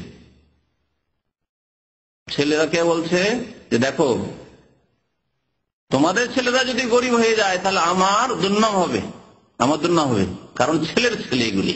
আর মেয়ের ছেলেরা ওরা যদি খেতে না পায় তো কেউ বলবে না, বলবে ওর দাদার কথা বলবে, তাই না, ওদের দাদার কথা বলে। এইরকম জাহেল মূর্খ সমাজ হচ্ছে আমাদের সমাজ, মেয়েদের হক নষ্ট করে এইভাবে। কি বললো, ওসিয়ত করলো, আমার কানে শোনা ওসিয়ত, বলছে আমার মেয়েদেরকে 1 বিঘা করে দিয়ে দিবে, 60 বিঘা জমি 1 বিঘা করে দিবে, আর বাকিটা তোমরা দিবে। অথচ শরীয়তে যদি ভাগ হয় 5 মেয়ের 5 ভাগ আর 3 ছেলের 6 ভাগ, তাহলে 6 5 11, 11 ভাগে ভাগ করতে হবে। 11 ভাগে ভাগ করলে 5×12 = 5-এর বেশি পায়, 5 বিঘার বেশি মেয়েরা পায়, ঠিক না? 5×12 = 11টা ভাগ করতে হয়, 12 ভাগ করলাম, 5×12 = 60। চিন্তা করুন যে কি জুলুম করছে বাবারা। এই ক্ষেত্রে ছেলে মেয়ে যাদের জুলুম হলো বলতে পারে আমার আব্বা এই জুলুম করেছে, আখে আমার ভাই এই জুলুম করেছে, আউজাউজি স্বামী জুলুম করছে, স্ত্রী এসে স্বামীর কথা বলছে, এসে ফতোয়া জিজ্ঞাসা করতে এসে আলেমকে, মুফতিকে বা কোনো ব্যক্তি তার নাম ধরে বলছে, এটি শরীয়তে জায়েজ, অনেক ক্ষেত্রে অচেন। পরামর্শ নিচ্ছে যে আমি কি করতে পারি, এরকম আমার উপর জুলুম অত্যাচার হয়েছে, তাহলে আমি কি করতে পারি? স্ত্রী এসে স্বামী সম্পর্কে স্বামী জুলুম অত্যাচার, রাত দিন মারধর করে, জুলুম অত্যাচার করে, ভরণ পোষণ দেয় না ঠিকভাবে, ছেলে মেয়েদের লালন পালন করে না। এখন আলেমের কাছে পরামর্শ নিতে এসছে, বলতে হবে যে আমার স্বামী এরকম করছে, গীবত তো, কিন্তু গীবত করা জরুরি, না হলে সে জানবে কি করে যে কি অবস্থায় আছে না আছে, কি পরিস্থিতিতে আছে। যেমন পরিস্থিতি অবস্থা দেখবে তেমনই আলেম ফতোয়া দেবেন। ফাহাদা জায়েজুন লিল হাজা, প্রয়োজনের জন্য এটি জায়েজ, ওয়ালাকিনাল আহওয়াত ওয়াল আফদাল আন ইয়াকুলা মা তাকুলু ফি রাজুলিন আও শাখসিন আও যাওজিন, যে কথাটি বলছিলাম। তবে সতর্কতা হচ্ছে যে নাম ধরে না বলে, স্বামী নিজের স্বামীর কথা না বলে যদি বলে, বা নিজের বাবার কথা না বলে, আচ্ছা বলুন যদি কোনো আব্বা এরকম করে, কোন স্বামী যদি এরকম জুলুম অত্যাচার করে, তাহলে সেই ক্ষেত্রে শরীয়তের মাসলা কি বলুন তো, এইভাবে জিজ্ঞেস করবে, এটা ভালো। তবে জায়েজ রয়েছে নাম ধরেও যদি করে। এই ছিল তৃতীয় ক্ষেত্র, যেই ক্ষেত্রে গীবত জায়েজ, অনেক ক্ষেত্রে ওয়াজিব। চতুর্থ ক্ষেত্র হচ্ছে তাহযীরুল মুসলিমিনা মিনাশ শার, তাহযীরুল মুসলিমিনা মিনাশ শার, মুসলমানদেরকে খারাপ কাজের পরিণতি সম্পর্কে সাবধান করা। এই কথাটি আমাদের জন্য অত্যন্ত জরুরি। মুসলিমদেরকে, মুসলিম উম্মাহকে, মুসলিম জাতিকে খারাপ কাজের পরিণতি হতে বা যে কোনো অনিষ্ট থেকে, দুনিয়ার বা আখিরাতের, দুনিয়ার বা দিনের, আর সবচেয়ে বড় অনিষ্ট হচ্ছে ধর্মীয় অনিষ্ট, ধর্মীয় বিপদ সবচেয়ে বড় বিপদ। আপনার যদি পরিবারের বিপদ আসে, জমি জায়গার বিপদ, ধন সম্পদের বিপদ আসে, গাড়ি বাড়ির বিপদ আসে, দুনিয়ার বিপদ হলো, সেই ক্ষেত্রেই জানিয়ে দিতে হবে যে ভাই তোমার বিপদ আছে, তোমাকে কিন্তু একজন লোক মারতে চাইছে, বলতে হবে না? অমুক লোক মারতে চাইছে, সাবধান, তুমি রাস্তাঘাটে ওকে দেখে সাবধান থাকবে, বলতে হবে না? তাহলে দুনিয়ার ক্ষেত্রে, পার্থিব ক্ষেত্রে যদি সতর্ক করতে হয় অনিষ্ট থেকে বাঁচাবার জন্য মুসলিমকে, তাহলে দিনের ক্ষেত্রে, ধর্মীয় ক্ষেত্রে একজন লোক কবর পূজা শিখাচ্ছে, সুফিবাদ শিখাচ্ছে, ওয়াহদাতুল ওজুদ, আল্লাহ বান্দা সব এক হয়ে যায়, আমাদের তরিকায় জিকির আজকার করলে খালেক আর মাখলুকের কোনো পার্থক্য থাকে না। যেমন হোসেন বিন মানসুর হাল্লাজের হয়েছিল, আনাল হক, আমি খোদা, আমি হক, আমি হক, আমি হক, হক আল্লাহর একটি নাম, আমি আল্লাহ। ভারত বাংলাদেশে অধিকাংশ জনসাধারণ, শুধু নয় অধিকাংশ জনসাধারণ, তাদের আলেমরা এই বিদআতপন্থী, যারা বলে হোসেন বিন মানসুর হাল্লাজ সে সত্যি আল্লাহ ওলি ছিল রহমতুল্লাহ আলাইহি, তার সম্পর্কে রহমতুল্লাহ আলাইহি ফাজাইলে আমলে পর্যন্ত লেখা আছে, তার রহমতুল্লাহ আলাইহি বহু ধর্মীয় কিতাবে, প্রায় ধর্মীয় কিতাবগুলিতে লেখা আছে। আপনি কি বলবেন? এই ক্ষেত্রে আমি যদি সতর্ক না করি, গোটা বাংলাদেশে থেকে এলেন, এতদিন কোনোদিন শুনেননি, সতর্ক কেউ করেনি আপনাকে। ভারতে সারা জীবন কাটিয়ে চলেন, কেউ সতর্ক করেনি, আমিও করলাম না। কোন আলেমরা সৌদি আরব আসলেন, 10 বছর 20 বছর, লাখ লাখ রিয়াল নিয়ে গেলেন, হাজার হাজার রিয়াল নিয়ে গেলেন, কিন্তু আপনার ধর্মীয় যে বিপদ আপনাকে কুফরিতে ফেলে রেখেছে, সতর্ক করলেন না। তাহলে এই কুফরি আর শিরকের অবস্থায় যে জাহান্নামে চিরকালের জন্য চলে যাবেন, আপনি সতর্ক করতে হবে না? হবে না? তাহযীরুল মুসলিমিন, মুসলিমদেরকে সতর্ক সাবধান করা, মিনাশ শার, অনিষ্ট হতে, ওয়া নাসিহাতুহুম, এবং তাদের উপদেশ দেওয়া। এই ক্ষেত্রে দেখতে হবে যে এই যে গুমরাহি রয়েছে বা এই যে ক্ষতিটা রয়েছে, এই ক্ষতিটা একজনের মধ্যে সীমিত না, সংক্রামক, এর দ্বারা বহু লোক ক্ষতিগ্রস্ত হচ্ছে। যেমন একজন সাধারণ বিদাতি, আপনাকে পার্থক্য দুটো বুঝায়। একজন সাধারণ বিদাতি যে নিজে আটরসি যায়, সে যায় মাজারে যায়, সে খাসি মারু জবাই করে, কিন্তু সে এই দাওয়াত দেয় না, কাউকে ডাকে না, গ্রামের কাউকে ডাকে না, কাউকে গুমরাহ করে না, আর এরকম কোন বক্তব্য রাখে না, আর এইভাবে পথভ্রষ্ট করে না কাউকে, নিজে সে গুমরাহ মুশরিক। এই একজন লোক। আর আরেকজন লোক আছে বাংলাদেশের বড় বক্তা, বাংলাদেশে একজন বড় পীর, সে বলে আল্লাহকে পেতে হলে কোন মাস সাদেকিন, সাদেকিন মানে পীর, পীর ধরতে হবে। এ হাজার হাজার লক্ষ লক্ষ লোকের মাহফিলে ইজতেমাতে বক্তব্য করছে, কার দ্বারা বেশি ক্ষতি? হ্যাঁ, যে লোক হাজার হাজার লোকের সামনে কথা বলছে আর তার কথায় অনেকেই মানে ভাবছে যে সব কথা ইসলামের কথা, আল্লাহ রসুলের কথা, আর শুনে হাজার হাজার লোক গোমরাহ হচ্ছে। ইব্রাহিম আলাইহিস সালাম তাই বলেছিলেন। এর আগে যখন দেখলেন যে বাবা আজর মুশরিক, সে নিজের হাতে মূর্তি তৈরি করছে আর তৈরি করে বিক্রি করছে, এই হচ্ছে পেটের ব্যবসা তার। বড় আফসোসের সাথে আল্লাহর কাছে দোয়া করেন, আল্লাহ রব্বে ইন্নাহুন্না আদলালনা কাসীরাম মিনান নাস, হে আল্লাহ এই মূর্তি আর এই মূর্তি পূজকরা আদলালনা কাসীরাম মিনান নাস, অসংখ্য মানুষকে গোমরাহ করেছে, অসংখ্য মানুষকে পথভ্রষ্ট করেছে। কত লোক ছিল, তারা সাদা সিধা লোক ছিল, আল্লাহকে পেতে চায়, কিন্তু তাদেরকে ভুল বুঝিয়ে দিয়েছে আল্লাহকে পেতে হলে প্রতিমা পূজা করতে হবে, লক্ষ্মী সরস্বতী কালিমার পূজা করতে হবে। তাদেরকে ভুল বুঝিয়ে দিয়েছে এই কবর পূজারীরা, পীরপন্থীরা, এই সুফি বিশ্বাসীরা, যে আল্লাহকে পেতে হলে হোসেন মনসুর হেল্লাজ ইবনে আরবির তরিকা ধরতে হবে, চিশতি হইতে হবে, না হয় কাদরি হইতে হবে, না হয় সাহরওয়ার্দী হইতে হবে, না হয় আপনার মুজাদ্দিদি হইতে হবে, না হয় আর কিছু হইতে হবে, হয় চরমনাই তরিকা আসতে হবে, না হয় শর্ষিনায় যেতে হবে, না হয় এটা কোন তরিকা ধরতে হবে। রব্বে ইন্নাহুন্না আদলালনা কাসীরাম মিনান নাস, অসংখ্য মানুষকে গোমরাহ করেছে। তাহলে এই ক্ষেত্রে ধর্মীয় বিপদ সবচাইতে বড় বিপদ। কি জন্য ধর্মীয় বিপদ? কারণ আমরা তো দুনিয়ামুখী, সেজন্য আমার কথাটি বুঝতে পারছেন না। যে যত বেশি দুনিয়ামুখী তত বুঝতে পারবেন না, আর যত বেশি দিনমুখী তত বেশি আমার কথাটি বুঝতে পারবেন। একটু ব্যাখ্যার প্রয়োজন রয়েছে। আল্লাহ না করে আমার আপনার যা কিছু ধন দৌলত ছিল, বাড়ি ঘর ছিল, ভূমিকম্প আসলো, জলোচ্ছ্বাস আসলো, সব ধ্বংস হয়ে গেল, নিজেও ধ্বংস হয়ে গেলেন, কিন্তু কালিমা লা ইলাহা ইল্লাল্লাহ আপনার ঠিক আছে। আল্লাহ ছাড়া কেউ উপাস্য নেই, না কবরকে সিজদা করেন, না মূর্তিকে সিজদা করেন, না আল্লাহ ছাড়া অন্যের জন্য খাসি মুরগি জবাই করেন, না আল্লাহ ছাড়া অন্যের কাছে দোয়া করেন, না আপনি অন্ধ কারো অনুকরণ করেন, আল্লাহর ইবাদত বন্দেগী করেন আর রাসূলের তরিকায় চলেন। তাহলে মরে যাওয়ার পরে যে আপনার চিরকালের জীবন শুরু হলো, সেই জীবনটি কেমন জীবন হবে? জান্নাতি জীবন হবে না হবে না বলুন? জান্নাতি জীবন হবে।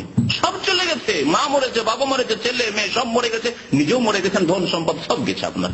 যুবক মানুষ 25-30 বছর বয়স, তারপরে যেহেতু আপনার ইমান ঠিক আছে, 5 ওয়াক্ত নামাজ ঠিক আছে, আর শিরক বিদআতের সংমিশ্রণ, ওয়ালাম ইয়ালবিসু ঈমানাহুম বিযুলম, আল্লাহ বলছেন আল্লাযীনা আমানু, যারা ঈমান নিয়ে এসেছে এবং ঈমানের সাথে তাদের ঈমানের সাথে জুলমের শিরকের সংমিশ্রণ করেনি, উলাইকা লাহুমুল আমনু, তাদের জন্য সার্বিক নিরাপত্তা রয়েছে, ওয়া হুম মুহতাদুন, এবং তারাই সঠিক পথে রয়েছে, জান্নাতের পথে রয়েছে। আল্লাহ পাক রব্বুল আলামিন বলছেন। তাহলে আপনার দুনিয়ার সবকিছু ধ্বংস হয়ে গেল, আলহামদুলিল্লাহ আমার জান্নাতটা ঠিক আছে, ঠিক আছে না? কিন্তু আপনার বাড়ি ঘর জমি জায়গা ধন সম্পদ সব ঠিক আছে, সব ঠিক আছে, কোনো বিপদ আসেনি, দুনিয়ার বিপদ আসেনি, ধর্মীয় বিপদ এসেছে। সাদা সিধা একজন মুসলমান ছিলেন, আর এক পীর এসে স্বীকার করে নিল আর নিয়ে গিয়ে বলল যে দেখো আল্লাহকে পেতে হলে আমাদের এই জিকির করতে হবে, এই তরিকা ধরতে হবে, আর যাতে জিকির করতে করতে করতে এমন একটা স্তরে তুমি পৌঁছে যাবে যে স্তরে হুসাইন বিন মনসুর হাল্লাজ পৌঁছেছিল, যে সে সত্যি বলেছিল যে আল্লাহ যেহেতু আল্লাহটা সে বিলীন হয়ে গেছে, ফানা পিল্লা হয়ে গেছে, কি করে সে বলবে যে আল্লাহ আরো সে আর আমি এখানে? বলে আনাল হক, আমি আল্লাহ। তুমি ওই রকমই আল্লাহর ওলি কামেল হয়ে যাবে। 5 মিনিটের মধ্যে আপনার ইমানকে হরণ করে চিরকালের জাহান্নামে নিয়ে চলে গেল। দুনিয়ার পাকা বাড়ি থেকে গেল, ধন দৌলত জমি জায়গা জমিদারি সব থেকে গেল, বাড়ি গাড়ি নারী সব থেকে গেল, কোনো বিপদ দুনিয়ার আসেনি, কিন্তু ইমানের বিপদ আসলো 5 মিনিটের মধ্যে আপনার ইমান কেড়ে নিয়ে চলে গেল। কত বড় বিপদ আসলো! মরে যাওয়ার পরে মরতে হবে আপনাকেও। আজকে ওই বিপদে মরলেন না আপনি দুনিয়ার, কিন্তু বার্ধক্যের মত একদিন মরতেই হবে। 60-70 বছর 80 বছর একদিন মরতে হবে, সবাইকে মরতে হবে। আল্লাহর নবী দুনিয়া থেকে চলে গেছেন, সাহাবায়ে কেরামরা দুনিয়া থেকে চলে গেছেন, আম্বিয়া কেরাম তার আগে সবাই দুনিয়া থেকে চলে গেছেন, কেউ পৃথিবীতে না থেকেছে না থাকবে। কুল্লু মান আলাইহা ফান ওয়া ইয়াবকা ওয়াজহু রাব্বিকা যুল জালালি ওয়াল ইকরাম। আল্লাহ পাক রব্বুল আলামিনের সত্তা জাত ছাড়া পৃথিবীতে আর কিছুই থাকতে আসেনি। মরতেই হবে একদিন, আজকে মরেন আর কালকে মরেন। হ্যাঁ, তাহলে সেখানে কি হবে? যেখানে খালিদিনা ফিহা আবাদা, চিরকাল থাকতে হবে। আপনার ঈমান হরণ করে নিল, শেষখানে আপনি এই ইয়াকিন নিয়ে মরলেন, এই বিশ্বাস নিয়ে যে আনাল হক, আমিও মানসুর হাল্লাজের মতো আনাল হক ফানা ফিল্লাহ পেয়ে গেছি। ওয়াহাদাতুল ওজুদ, পৃথিবীর সবকিছুই হচ্ছে এক, আল্লাহ আর মাবুদ আর আব্দ, বান্দা আর মাবুদ সবকিছু এক পেয়ে যায় যখন আল্লাহকে পেয়ে যায় তখন। তাহলে বলুন আপনি কোথায় যাবেন? জান্নাতে যেতে পারবেন না চিরকালের জাহান্নাম? ইন্নাল্লাযীনা কাফারু মিন আহলিল কিতাব, যারা কুফরি করলো, ওয়াল মুশরিকিনা, যারা শিরক করলো, বলে যে আনাল হক, আমি আল্লাহ, মুশরিক, বরং বড় মুশরিক, ফিরআউনের মতো মুশরিক। যে ফিরআউন বলেছে আনা রাব্বুকুমুল আ'লা, আর হোসেন বিন মানসুর হাল্লাজ বলেছে আনাল হক। পার্থক্য আছে দুই কথায়? কোনো পার্থক্য নেই। কিন্তু বাংলাদেশের এক অলিপুরি বিদাতি আছে, সে বক্তব্যে বলছে যে না, দুটো কথায় পার্থক্য আছে। তার এক ক্যাসেট এসছে আমার কাছে, বলছে দুটো কথায় পার্থক্য আছে।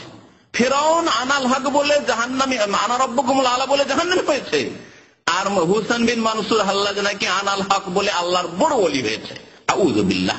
এই শিক্ষা যদি এত বড় বাংলাদেশের লোকেরা, এত বড় আলেম তাদেরকে মনে করে, তারা যদি এই কথা বলে, তাহলে কোনখানে গিয়ে আপনি হেদায়েত পাবেন? তাহলে হেদায়েত খুব মূল্যবান জিনিস। সঠিক পথ, রাসূলের পথ পাওয়া, মিল্লাতে রাসূলুল্লাহ পাওয়া খুব কঠিন জিনিস, খুব মূল্যবান জিনিস। একে খুঁজতে হবে, সন্ধান করতে হবে।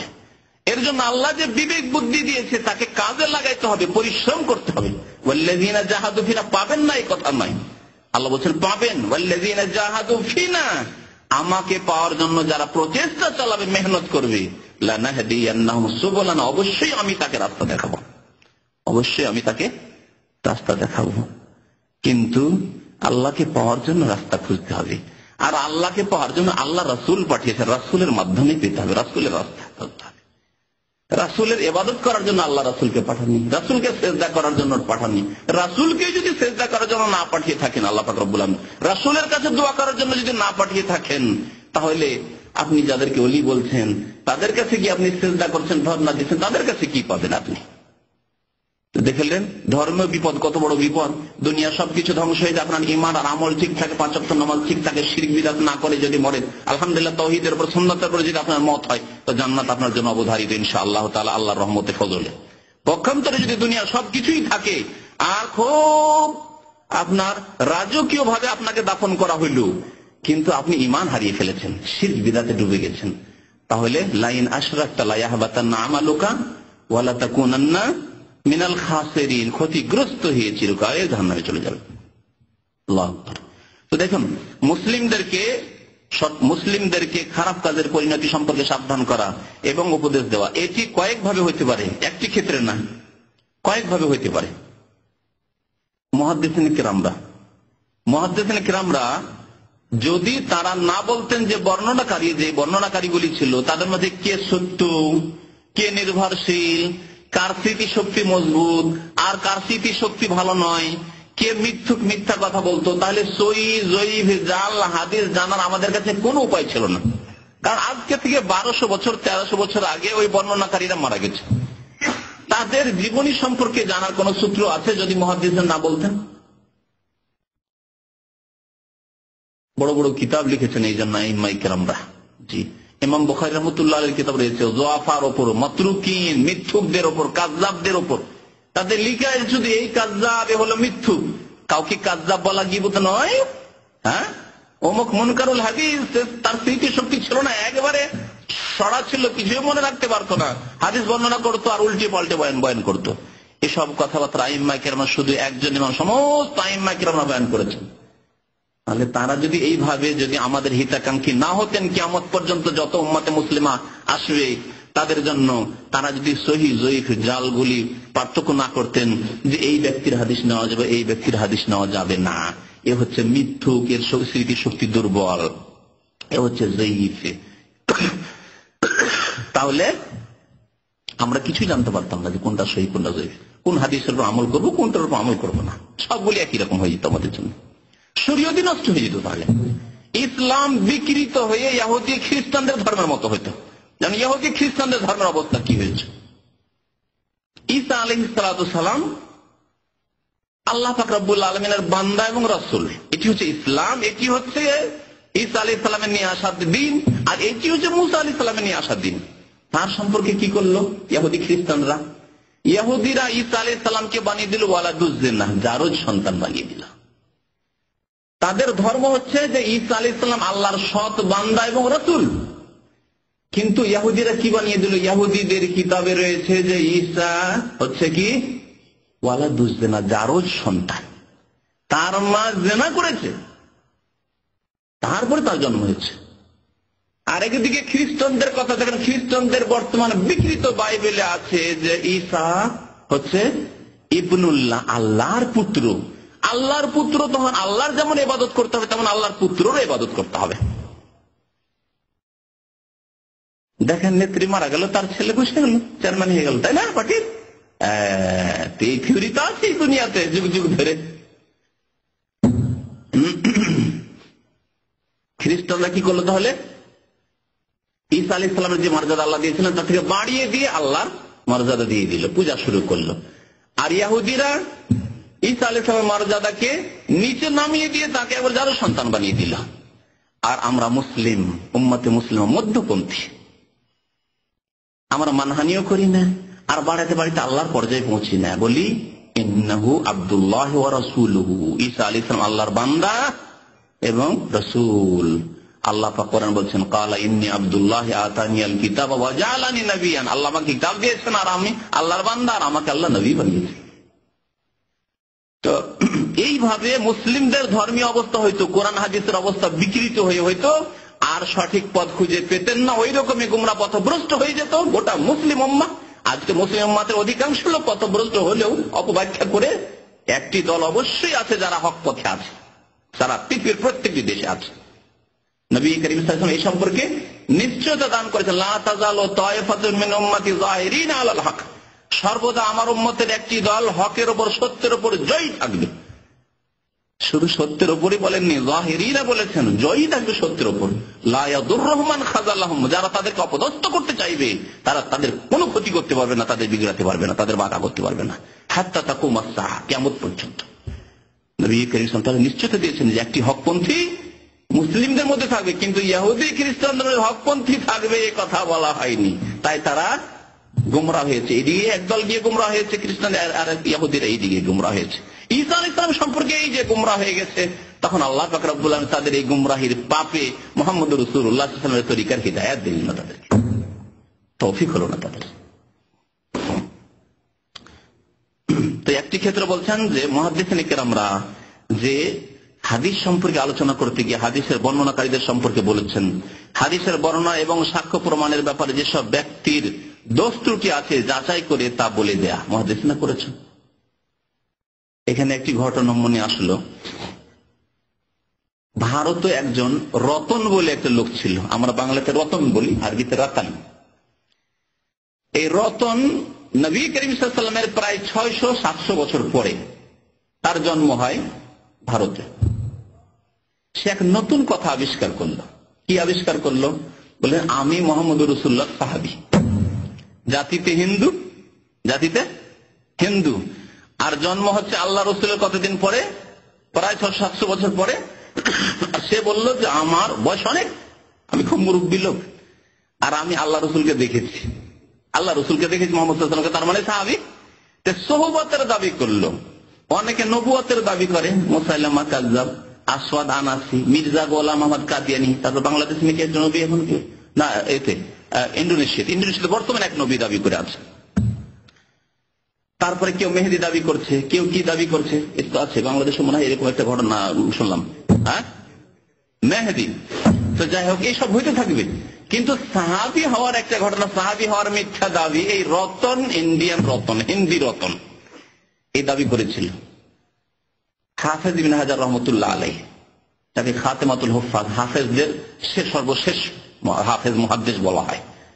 তার বহু কিতাব রয়েছে, বুখারী শরীফের ভাষ্য, যেমন ইমাম নওয়াবী রহমতুল্লাহ আলাইহি সম্পর্কে বলা মুসলিম শরীফের ভাষ্য রয়েছে, না বুখারী শরীফের ভাষ্য ফাতুল বারী হচ্ছে আবদিন রহমতুল্লাহ, বহু কিতাবের লেখক তিনি ইমাম যাহাবী রহমতুল্লাহ আলাইহি একজন মুহাদ্দিস, এবং এইরকম অনেক মুহাদ্দিসিন কেরামরা তাদের এই সম্পর্কে, রতন সম্পর্কে বলছেন। এখনই মাগরিবের সময় তার সম্পর্কে দেখতে গিয়েছিল আপনাদেরকে বলার জন্য কিতাব থেকে, তার ভাষাটা ইমাম যাহাবী রাহমাতুল্লাহ বলছেন রাতানুল হিন্দি ওয়ামা আদরাকা মা রাতানুল হিন্দি। তিনি বলছেন তার ভাষায়, রতন হিন্দি, তুমি জানো যে রতন হিন্দি কে? সে 600 বছর পরে এসেছে আল্লাহর নবীর, ওয়াদ্দা সোহবা, তার সে সাহাবী হওয়ার দাবি করেছে। দাজ্জালুন মিনাদ দাজ্জাল, এক বড় দাজ্জাল ছিল সে। কি বলছেন তার সম্পর্কে? সে একজন বড় দাজ্জাল ছিল। গীবত নয়, এটা গীবত নাকি যে একজনকে দাজ্জাল বলা হলো? গীবত। কিন্তু এই গীবত করা শুধু জায়েজ, ফরজ যদি এই গীবত তারা 700 বছর আগে না 800 বছর আগে, 852 হয়ে যেতে ইমাম হাফেজ ইবনে হাজার রহমতুল্লাহর ইন্তেকাল, অষ্টম শতাব্দীতে ইমাম যাহাবী রহমতুল্লাহ ইন্তেকাল, তারা যদি না বলতেন এই কথা যে এই ছিল একজন দাজ্জাল, ইদ্দা সোহবা, সাহাবী হওয়ার দাবি করেছে, তাহলে আমরা জানতাম কি করে? ভাবতাম যে হইতে পারে রতন নামে একজন হয়তো নিউ মুসলিম হয়েছিল, ভাবতাম না? আর হতেও পারে সে জিনের মতো হয়তো 700 বছর বয়স পেয়েছে, নবীকে দেখেছে, এই কথা ভেবে নিতাম আমরা। কিন্তু মুহাদ্দিসিন কিরাম রাহমাতুল্লাহি আলাইহিম আজমাইন আমাদেরকে সাবধান করেছে। এখন যদি ভারতে যার জানা আছে তার সামনে কেউ যদি বলে, বলতে পারে কেউ যে রতন বলে একজন লোক ছিল, সে আল্লাহর নবীর নাকি সাহাবী, তখন চট করে বলবেন আপনি যে একজন মৃত্যু দাজ্জাল ছিল। আমাদের মুহাদ্দিসিন কিরাম আমরা আগেই বলেছে, 800 বছর আগে আমাদেরকে সাবধান করেছেন তার থেকে। তাহলে আইম্মা কিরামরা সাবধান করেছেন যাতে করে আমরা হাদিসের সহিহ কোনটা আল্লাহ রসুলের কথা, কোনটা আল্লাহ রসুলের কথা নয় নিতে পারি। একটি জাল হাদিস আছে, শোনাই। যদি জাল সহিহ পার্থক্য না করে দিতেন মুহাদ্দিসিন কিরামরা এইভাবে, তাহলে আমরা বুঝতে পারতাম না। একটি জাল হাদিসে কি আছে জানেন? যখন তোমরা বড় কঠিন সমস্যায় পড়বে আর এই সমস্যা থেকে কোনো উদ্ধারের রাস্তা পাচ্ছ না, তখন ফাস্তাইনু বিআহলিল কবুর, তখন কবরবাসীর কাছে সাহায্য কামনা করিও। তখন কবরবাসীর কাছে সাহায্য কামনা করি। বলুন, এই জাল হাদিস আটরসিরা জানবে তাহলে তো কবর পূজা ছাড়বে। ফুরফুরারা, মাঝভান্ডারীরা, শাহজালালরা, এরা যতগুলি মাজার রয়েছে ভারত, পাকিস্তান, বাংলাদেশে, তারা জাল আর সহিহ জয়ীফের পার্থক্য জানবে, জানার চেষ্টা করে বললে দিনা জাহাদু ফিনা, প্রচেষ্টা চালাবে, তাহলেই তো হবে। মুহাদ্দিসিন কিরামরা সতর্ক করে দিয়েছে যে এটি মওযু, মিথ্যুকদের এই কথা, এটি আল্লাহ রাসূলের কথা নয় যে বড় মুসিবতে পড়লে তোমরা কবরওয়ালার কাছে, মৃত্যুর কাছে, অসহায়ের কাছে সাহায্য চাইবে না, হাইয়ুল কাইয়ুমের কাছে সাহায্য চাইবে। আল্লাহু লা ইলাহা ইল্লা হুয়াল হাইয়ুল কাইয়ুম, তার কাছে সাহায্য চাইতে হবে। দেখলেন কিভাবে মুসলিম জাতিকে গোমরাহ করার জন্য জাল হাদিস গড়া হয়েছে। মুহাদ্দিসিন কিরামরা আমাদেরকে এই ওয়াজিব আদায় করে, এই গীবত করে আমাদেরকে সঠিক পথে থাকার জন্য সাহায্য করেছে। তাই বলছেন ইমাম নববী, ওয়াযালিকা জায়েজুন বিইজমাইল মুসলিমিন, মুসলমানদের ইজমা, ঐক্যমত রয়েছে যে দিনের হেফাজতের জন্য, ইসলামের হেফাজতের জন্য তাদের সমালোচনা, গীবত করা যাবে। শুধু জায়েজ নয়, বাল ওয়াজিবুল লিল হাজা, যখন প্রয়োজন হবে তখন ফরজ হয়ে যাবে, তা ফরজ ওয়াজিব হয়ে যাবে। তখন দেখছেন যে আপনি সতর্ক না করলে আর কোনো আলেম নেই। আপনাকে সতর্ক, আপনার গ্রামে, আপনার এলাকা, অত্র অঞ্চলে কোন আলেম, সুন্নতের অনুসারী আলেম পাচ্ছেন না।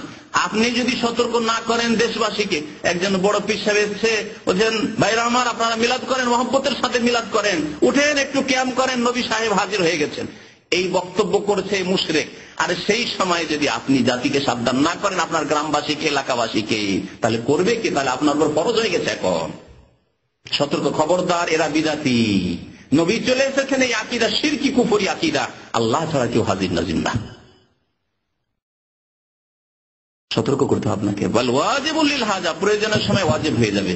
কিন্তু যখন দেখবেন যে না মাশাআল্লাহ আমাদের মাঝে আমাদের শেখে আছেন, তখন আপনার জন্য ফরজে কিফায়া, আপনি না করলে আমি আছি বা আরো কেউ আছে, আপনার চাইতে বেশি জ্ঞানীরা আছে, আরো 10 জন আছে, হ্যাঁ 2-4 জন করলেই হয় অন্যায়ের প্রতিবাদ। জি, এইরকমই বলছেন যে গীবত করা যাবে কোন ক্ষেত্রে? অমিনহা আল মুশাওয়ারাতি, মুসাহারাতি ইনসানিনা, মুশারাকাতি আও ইদাই আও মুআমালাতি। আমরা নবীর কিতাব থেকে পড়ছি, রিয়াজুস সালিহিন থেকে। পরামর্শ দেওয়া কোন ক্ষেত্রে? আপনার কাছে কেউ পরামর্শ চেয়েছে কোন লোকের বিয়ের ব্যাপারে, বিয়ের ব্যাপারে আপনার কাছে পরামর্শ চেয়েছে, আপনি এখন কি করবেন? আপনার কাছে একজন পরামর্শ চাইছে, এখানে বিশেষ করে এখানে হয়, কারণ দেশে কার বাড়ি কোথায়, কোন ডিস্ট্রিক্টে একটা ছেলে ভালো লাগলো, রুস্তম সাহেবের বিয়ে দিবেন মনে করেন, জানি না বিয়ে হয়ে গেছে ওনার, যাই হোক বিয়ে দেবেন মনে করেন, উনি বিয়ে করতে চেয়েছেন, আর একজনের বোনকে পাইগাম দিয়েছে, ওই আমাকে জিজ্ঞেস করছে শেখ আপনি তো জানেন, কারণ রুস্তম ভাই তো এখানে অনেকদিন থেকে আসামনি ভালো করে জানেন, তার সম্পর্কে কিছু বলবেন কি? আমি জানি তার মধ্যে দোষ ত্রুটি আছে, তার একটা স্ত্রী আছে, এটা দোষ নয় শরীয়তে, কিন্তু জানিয়ে দেওয়া জরুরি, তাই না? যে বন্ধু এসে জেনে শুনে দেবে। আপনি বিয়ে করুন কিন্তু ধোকা দিয়ে না, কারণ অনেকে ধোকা দিয়ে বিয়ে করে না। এক ডিস্ট্রিক্টে এক ডিস্ট্রিক্টে চলে গেল, আর আমাদের মেয়ে তো সস্তা খোঁজ খবর নিল, তার বাড়িতে কি আছে না আছে, বললো যে আমার বিয়ে শাদী হয়নি, বিয়ে শাদী হয়নি বলে 3-4টি বিয়ে করেছে। অনেক লম্পট লোক এইভাবে 3-4টি, একটা চিটাগাঙে, একটা খুলনাতে, একটা সিলেটে, একটা কোথায় বিয়ে করেছে। মিথ্যা বলে বলে না, সত্য বলে বিয়ে করেন। আমার বিয়ে হয়েছে, ছেলে মেয়ে আছে, আমি দ্বিতীয় বিয়ে করতে চাই, আপনাদের ইচ্ছা হলে দেন, হয়ে গেল ঝামেলা শেষ। যেমন ব্যবসা বাণিজ্যের ক্ষেত্রে মিথ্যা বলা যায় না, তেমন বিয়ে শাদীর ক্ষেত্রে। আর ও বলেছে যে না, আমার বিয়ে শাদী হয়নি, আমি বিয়ে করবো আপনার বোনকে। আমাকে জিজ্ঞেস করছেন, আমি তো জানি যে ওর 2টা ছেলে আছে, তাহলে এখন আমি কি লুকিয়ে রাখবো নাকি? না বলতে হবে? বলা জায়েজ না ওয়াজিব? না জায়েজ নয়? গীবত তো করলাম, যে মিথ্যুক আমি জানি ওর 2টো ছেলে আছে, বলবো না? একেবারে বলবো বাল হুয়া কাযাবুন মুতাযাওয়িজুন, হ্যাঁ মিথ্যুক, ও তো বিবাহিত, তারপর ওর ছেলে মেয়ে, লাহু আওলাদ, ছেলে মেয়ে আছে, বলবো না? বলা ওয়াজিব, ফরজ। এছাড়াও যদি তার মধ্যে চরিত্র দোষ থাকে, আকীদায় দোষ আছে, বলবো ভাই এখনো হেদায়েত হয়নি, সে এখনো নামাজ ঠিক করে পড়ে না, 4 ওয়াক্ত নামাজ পড়ে, বলবো না? বলতে হবে, কারণ আপনি নামাজি ছেলে খুঁজছেন, আপনি ভালো ছেলে খুঁজছেন, আপনি একজন মুসলিম হিসাবে আপনি মুসলিমকে দিতে চাইছেন। তো এইভাবে বলছেন লেখক বিবাহ শাদীর ক্ষেত্রে, এইরকমই পাত্রীর ক্ষেত্রে, মেয়ের ক্ষেত্রে, মেয়ের মধ্যে কোনো দোষ আছে আর আমাকে জিজ্ঞেস করলেন, আমি লুকিয়ে রেখে দিলাম, জায়েজ নয় লুকিয়ে রাখা, আয়ের দোষ ত্রুটি বলে দিতে হবে। ভাই আপনি যখন জিজ্ঞেস করলেন, নবী সাল্লাল্লাহু আলাইহি ওয়াসাল্লাম বলছে আল মুস্তাশার মুতামানুন, যার কাছে পরামর্শ চাওয়া হবে সেই ব্যক্তি আমানতদার হইতে হবে, মুতামান, আমানতদার হইতে হবে। যেমন আমানত আপনার কাছে 10,000 টাকা রাখা হয়েছে, 10,000 টাকা আপনাকে ফিরিয়ে দিতে হবে। পার্টি করে দেবেন যে আমার কাছে রেখেছি, তার কিছু টাকা নিয়ে নেবো না, যা রাখা হয়েছে তাই আপনাকে ফিরিয়ে দিতে হবে, ফিরিয়ে দিতে হবে। ঠিকই তেমনি আপনাকে যখন জিজ্ঞাসা করা হয়েছে যেই রকম দোষ ত্রুটি আছে ভালো মন্দ, তা বলতে হবে নাকি। তারপরে কোন বিষয়ে অংশীদার হওয়ার ব্যাপারে, ব্যবসা, 2জন ব্যবসা করতে চাইছেন, ভাই অমুকের সাথে ব্যবসা করতে চাইছি, লোকটি কেমন, বলে দিতে হবে যদি দোষ ত্রুটি জানা থাকে। তাহলে আমানত ও লেনদেনের ব্যাপারে, আমানতের ক্ষেত্রে, ধার দেওয়া নেওয়ার ব্যাপারে, আদান প্রদানের ক্ষেত্রে, অন্য পক্ষের কিংবা কাউকে প্রতিবেশী বানানোর ব্যাপারে, একসাথে 2জনে পাশাপাশি জমি কিনতে চাইছেন, আমরা দেশে গিয়ে একই জায়গায় বাড়ি, উত্তরাতে বাড়ি বাঁধবো, আমরা একসাথে জমি কিনবো, তাহলে প্রতিবেশী আপনার ভালো হইতে হবে। আপনি আমার কাছে পরামর্শ চাইছেন না, আমাকে বলে দিতে হবে যে না এর ভাষা খুব খারাপ, যদি ভাষা খারাপ থাকে বলে দিতে হবে, কর্কশ ভাষী অথবা অত্যন্ত লোভী, আইল চাপাচাপি শুরু করে দিবে আপনার কাছে, বলতে হবে। তাহলে এরকম যদি হয়, খোঁজ খবর নেওয়া ইত্যাদি আছে। এসব ক্ষেত্রে পরামর্শদাতার কর্তব্য হলো তথ্য গোপন না করা, বরং নসিহতের নিয়তে খারাপ দিকগুলি উল্লেখ করা উচিত, খারাপ দিকগুলি বলে দিতে হবে। আরেকটি ক্ষেত্র মিনহা, 3 নম্বর ক্ষেত্র। কিসের 3 নম্বর ক্ষেত্র? ওই চতুর্থটি, যে মুসলিম জাতিকে অনিষ্ট থেকে বাঁচানো। অনিষ্ট থেকে বাঁচালেন আপনি, হাদিস সহিহ জয়ীফ এইসব ক্ষেত্রে মুহাদ্দিসরা যা করেছেন। তারপরে ব্যবসা বাণিজ্য, বিবাহ শাদীর ক্ষেত্রে 3য় ক্ষেত্র হলো। 3য় ক্ষেত্র হচ্ছে যখন কোন ফিকহ অর্জনকারীকে দেখে যে সে জ্ঞান অর্জনের জন্য কোন বিদাতি কিংবা ফাসিকের কাছে আসা যাওয়া করছে। আপনি ইসলাম শিখতে যাচ্ছেন, কোরআন পড়তে জানেন না, কোরআন শিখতে যাচ্ছেন, কিন্তু একজন পীর ভক্তের কাছে কোরআন শেখার জন্য যাচ্ছেন। আমাকে জিজ্ঞেস করলেন যে হুজুর অমুকের কাছে আমি কোরআন, অমুক হাফেজের কাছে কোরআন শিখছি, আর হাফেজ এত বড় বিদআতপন্থী যে বলেন না না সৌদি আরবে রিয়াল নিয়ে যাও, কিন্তু এখানকার দিন নিয়ে যাবে না, এখানকার পড়াশোনা করবে না। তাহলে আপনাকে সতর্ক করতে হবে না? হবে না? কারণ আগুনের পাশে থাকলে আগুন লাগবেই। আপনি বিদাতির পাশে উঠা বসা করবেন, তার কাছে কোরআন শিখবেন, আপনাকে তার বিদাতের আগুন দিয়ে পুড়িয়ে দেবে, জ্বালিয়ে দেবে। আপনাকে সতর্ক করতে হবে। আর যদি এর চেয়ে বড় হয়, বক্তা হয়, হাজার হাজার লোক বক্তব্য শুনছে, পীর হয়, হ্যাঁ বিদাতি হয়, আর পীর মানে বিদাতি, পীর মানে হেদায়েতি হয় না। সাবধান, শুনে রাখুন ভালো করে। পীর মানে যে বিদাতি, এ কথা আপনাদের সামনে এই বছর আল্লাহ সহি সালামত রাখলে এই 2-4 সপ্তাহের মধ্যে প্রমাণ করব। যাদেরকে হক্কানি পীর বাংলাদেশে বলা হয়, ভারতে বলা হয়, তাদের অবস্থা কি, তাদের অবস্থা কি। এই জন্য ভূমিকা স্বরূপে বলছি যে তাদের আমরা হারাম গীবত করি না, বরং আল্লাহ যা আমাদের জন্য ওয়াজিব করেছেন যে মানুষকে সতর্ক করতে হবে, তাদের দিন হরণ করে নিচ্ছে, তাদের দিন ধর্ম নষ্ট করে দিচ্ছে, তাদেরকে শিরকের পথে নিয়ে গিয়ে চিরকালে জাহান্নামী বানিয়ে দেবে, সেই জন্যই আপনাদেরকে সতর্ক করতে চাই। ব্যক্তি ক্ষেত্রে হ্যাঁ শুনেন একটি কথা ভালো করে বলি, ব্যক্তি জীবনে যে কারো দোষ থাকে, যেই দোষের কারণে আপনার ক্ষতি করেন না, সেটা আমার জন্য বলা যায় হবে না, বলার দরকার নেই আমার। যেমন বলছি, বাংলাদেশের এক পীরের ইন্টারনেটে এসেছে, আমার কাছে আছে, ওর কপি আছে, ইন্টারনেটে এসেছে তার সৎ ভাইদের সাথে আমল তুমুল লড়াইয়ের ঝগড়া, যে সেই পীরে তার ধন সম্পদ সব নিয়ে গেছে সৎ ভাইদের। আর তার বাবার যে ছোট স্ত্রী ছিল, ছোট স্ত্রীর উপরে জুলুম অত্যাচার করে, মানে ছোট মায়ের উপরে জুলুম অত্যাচার করেছে, আর যে ছোট সৎ ভাইরা ছিল ছোট, তাদের উপরে জুলুম অত্যাচার করে সবগুলি নিয়ে গেছে। এটি তার ব্যক্তি জীবনের দোষ, এই জন্য নাম বললাম না, এই জন্য নাম বললাম না। কিন্তু ধর্মীয় ব্যাপার, কারণ এই ক্ষেত্রে আপনি ওর কাছ থেকে এটা নিবেন না যে ও সৎ ভাইয়ের উপরে জুলুম করেছে আমি জুলুম করব, ও সৎ মায়ের উপরে জুলুম করেছে আমি জুলুম করবো, এটা তার কাছ থেকে নেবেন না আপনি। কারণ আপনি জানেন যেগুলি হারাম কাজ, পীরে করুক আর আলেমে করুক আর হুজুরে করুক আর যেই করুক সেই করুক, হারাম কাজ। কিন্তু ধর্মীয় যে বক্তব্য রাখছে, জিকিরের বক্তব্য রাখছে, যে এমন জিকির করো, জিকির করতে করতে এত জিকির করো যাতে তোমাকে মজনুন পাগল বলে, পাগলামি করো, মাতলামি করো, আর স্বামী আর লাফ দিয়ে উঠে যাও, এই যে বিধর্মিতা শেখাচ্ছে, এই বিরাট শেখাচ্ছে, এই সম্পর্কে সতর্ক করা ফরজ। এটি ইসলাম নয়, এটি সহিহ হাদিস নয়, এটি নবী করিম সাল্লাল্লাহু আলাইহি ওয়াসাল্লামের কথা নয় যে এমন মাতলামি করো, পাগলামি করো, যে পাগলামি করতে করতে লাফ দিয়ে গিয়ে কোথাও ইয়েতে বাসা আটকে যাও, আর কোথায় গাছে আটকে যাও, ইত্যাদি ইত্যাদি। এসব করিও না, এসব নেই ইসলামে। সাহাবায়ে কেরামরা এসব করেননি, এই পাগলামি করেননি, এত পাগল ছিলেন না তারা, বেকুব পাগল ছিলেন না তারা।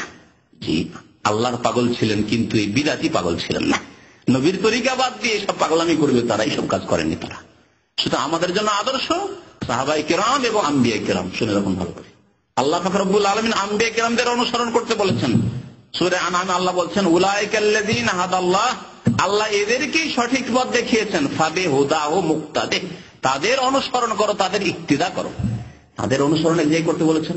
আর সূরা বাকারায় আল্লাহ বলছেন সাহাবায়ে কেরাম সম্পর্কে, ফাইন আমানু বিমিসলি মা আমানতুম বিহি ফাকাদ ইহতাদাউ, তারা যদি ঈমান নিয়ে আসে, মানে পরবর্তীকালে লোকেরা, আমাদের কথা আল্লাহ বলছেন, কিয়ামত পর্যন্ত যত মানুষ আসবে তাদের কথা আল্লাহ বলছেন, তারা যদি ঈমান নিয়ে আসে, হে সাহাবায়ে কেরাম তোমাদের মতো ঈমান, বিমিসলি মা আমানতুম বিহি, যাদের সামনে কোরআন কারীম নাযিল হচ্ছে তারা কারা? সাহাবায়ে কেরামরা নন, রিজওয়ানুল্লাহি তাআলা আলাইহিম আজমাইন। তাদেরকে আল্লাহ সম্বোধন করে বলছেন বিমিসলি মা আমানতুম বিহি, তোমরা যেমন করে ঈমান নিয়ে এসেছো রাসূলের উপর, কোরআনের উপর, আল্লাহর উপর, আল্লাহর জাতের উপর, আল্লাহর গুণাবলীর উপর, আল্লাহ কোথায় আরশে। সাহাবায়ে কেরামরা এই কুফরি ঈমান নিয়ে আসেননি যে আল্লাহ সর্বস্থানে বিরাজমান, সবকিছুতেই বিরাজমান, আর আল্লাহতে আমরা ফানা হয়ে যেতে পারি, বিলীন হয়ে যেতে পারি, এসব কুফরি কথা বিশ্বাস করতেন না তারা। তারা ঈমান রাখতেন যে আল্লাহ কোথায় রয়েছেন, সুম্মাস্তাওয়া আলাল আরশ, তিনি আরশের উপরে রয়েছেন, কোরআনী কথা তারা বিশ্বাস করতেন। একজন বালিকা, বালিকা মানে একবারে সাধারণ একজন সাহাবিয়া, আর সেও দাসী। আবার শুধু যদি স্বাধীন বালিকা হইতো তাহলে ইসলাম শিখার হয়তো আরো বেশি সুযোগ পেত। দাসী তার মানে ইসলাম শিখার সুযোগ পায় না, মনিবের মালিকের বাড়িতে কাজ করতে করতে তার সময় চলে যায়। তাকেও জিজ্ঞাসা করছেন নবী করিম সাল্লাল্লাহু আলাইহি ওয়াসাল্লাম, আইনাল্লাহ, আল্লাহ কোথায়? কি জবাব দিচ্ছেন তিনি, সেই দাসী? কালা ফিস সামায়ে, তিনি বলছেন আকাশে রয়েছেন, আকাশে রয়েছে। আজকে সৌদি আরবের উলামায়ে কেরাম, এখানকার সরকার এবং আমাদের দেশে যারা নির্ভেজাল কোরআন সুন্নাহর অনুসারী, তাদের আকীদা হচ্ছে এই আকীদা যে আল্লাহ আকাশে রয়েছেন। পক্ষান্তরে যত বিদাতি রয়েছে তাদের আকীদা হচ্ছে আল্লাহ সর্বস্থানে বিরাজমান, সবকিছুতেই বিরাজমান। মাসিক মদিনাতে যদি এই আকীদা থাকে, মারিফুল কোরআনে যদি এই আকীদা থাকে, জি, যদি এই আকীদা থাকে মকসুদুল মুমিনিনে, এই আকীদা যদি থাকে ফাজাইল আমলে, এই আকীদা থাকে চরমনাইয়ের কিতাবে, তাহলে যাবেন কোথায়? যাবেন কোথায়? সাবধান। তাহলে দ্বীনের হেফাজত আগে করতে হবে, দ্বীন সম্পর্কে, ইসলাম সম্পর্কে সজাগ হইতে, আমার ইসলাম বেঁচে আছে কি না, না গেছে আমার ঈমান। তাই বলছেন যে এজারা আমতাফাক্কিহান, একজন ছাত্র ইয়াতারাদ্দাদু ইলা মুবতাদিন, বিদাতি আলেমের কাছে যাচ্ছে, বিদাতি ওয়াজ মাহফিলে যাচ্ছে, বিদাতি মাদ্রাসায় যাচ্ছে, বিদাতি প্রতিষ্ঠানে যাচ্ছে, বিদাতি হুজুরের কাছে কোরআন শিখতে যাচ্ছে, তাফসীর শিখতে যাচ্ছে, আও ফাসিকিন, অথবা ফাসিকের কাছে যাচ্ছে, নাস্তিক, ইউনিভার্সিটিতে পড়ছে, এমন শিক্ষকের পিছনে পিছনে ঘুরছে যে নাস্তিক, যে হচ্ছে ইসলামের শত্রু, যে হচ্ছে ধর্মনিরপেক্ষতায় বিশ্বাসী, যে আল্লাহদ্রোহী, যে ইসলামের বিরুদ্ধে বলে, অথবা ইসলামের বিরুদ্ধে সে ষড়যন্ত্র করে ইত্যাদি, অথবা ইসলামে বিশ্বাসী করে না, আল্লাহ বিশ্বাসী নয়, এদের কাছে তাহলে শিক্ষা নেওয়া জায়েজ নয়, কারণ ইমানের বিপদ আছে। আপনি সব সময় ওস্তাদের সামনে, শিক্ষকের সামনে দুর্বল বিদ্যার দিক দিয়ে। আপনি এমএ ডিগ্রি নিতে যাচ্ছেন, অনার্স করতে যাচ্ছেন এমন শিক্ষকের কাছে যে আল্লাহ বিশ্বাসী নয়, বাংলা এমএ করতে গিয়ে বা ইংলিশে এমএ করতে গিয়ে বা অন্য কিছু করতে গিয়ে, তাহলে আপনার জন্য বিপদ। তাহলে এইরকম শিক্ষকের কাছে শিক্ষা নেওয়া যাবে না। হ্যাঁ, মুসলিম শিক্ষক খুঁজেন আপনি, এমন ইউনিভার্সিটিতে আপনি পড়াশোনা করেন, যদি পড়াশোনা করতে হয় যেখানে মুসলিম রয়েছে, যারা আল্লাহ এক, আল্লাহ বিশ্বাসী, রাসূলে বিশ্বাসী, আখিরাতে পরকালে বিশ্বাসী। কিন্তু আপনি নাস্তিকের কাছে পড়বেন আর বলবেন যে না আমি তো দুনিয়া শিখছি, আমার ছেলে তো বাংলা সাহিত্যে এমএ করেছে, অথচ ইসলামের দুশ্মনের কাছে করছে, জায়েজ নয়, কারণ তার প্রভাব আপনার উপর পড়ে যাবে।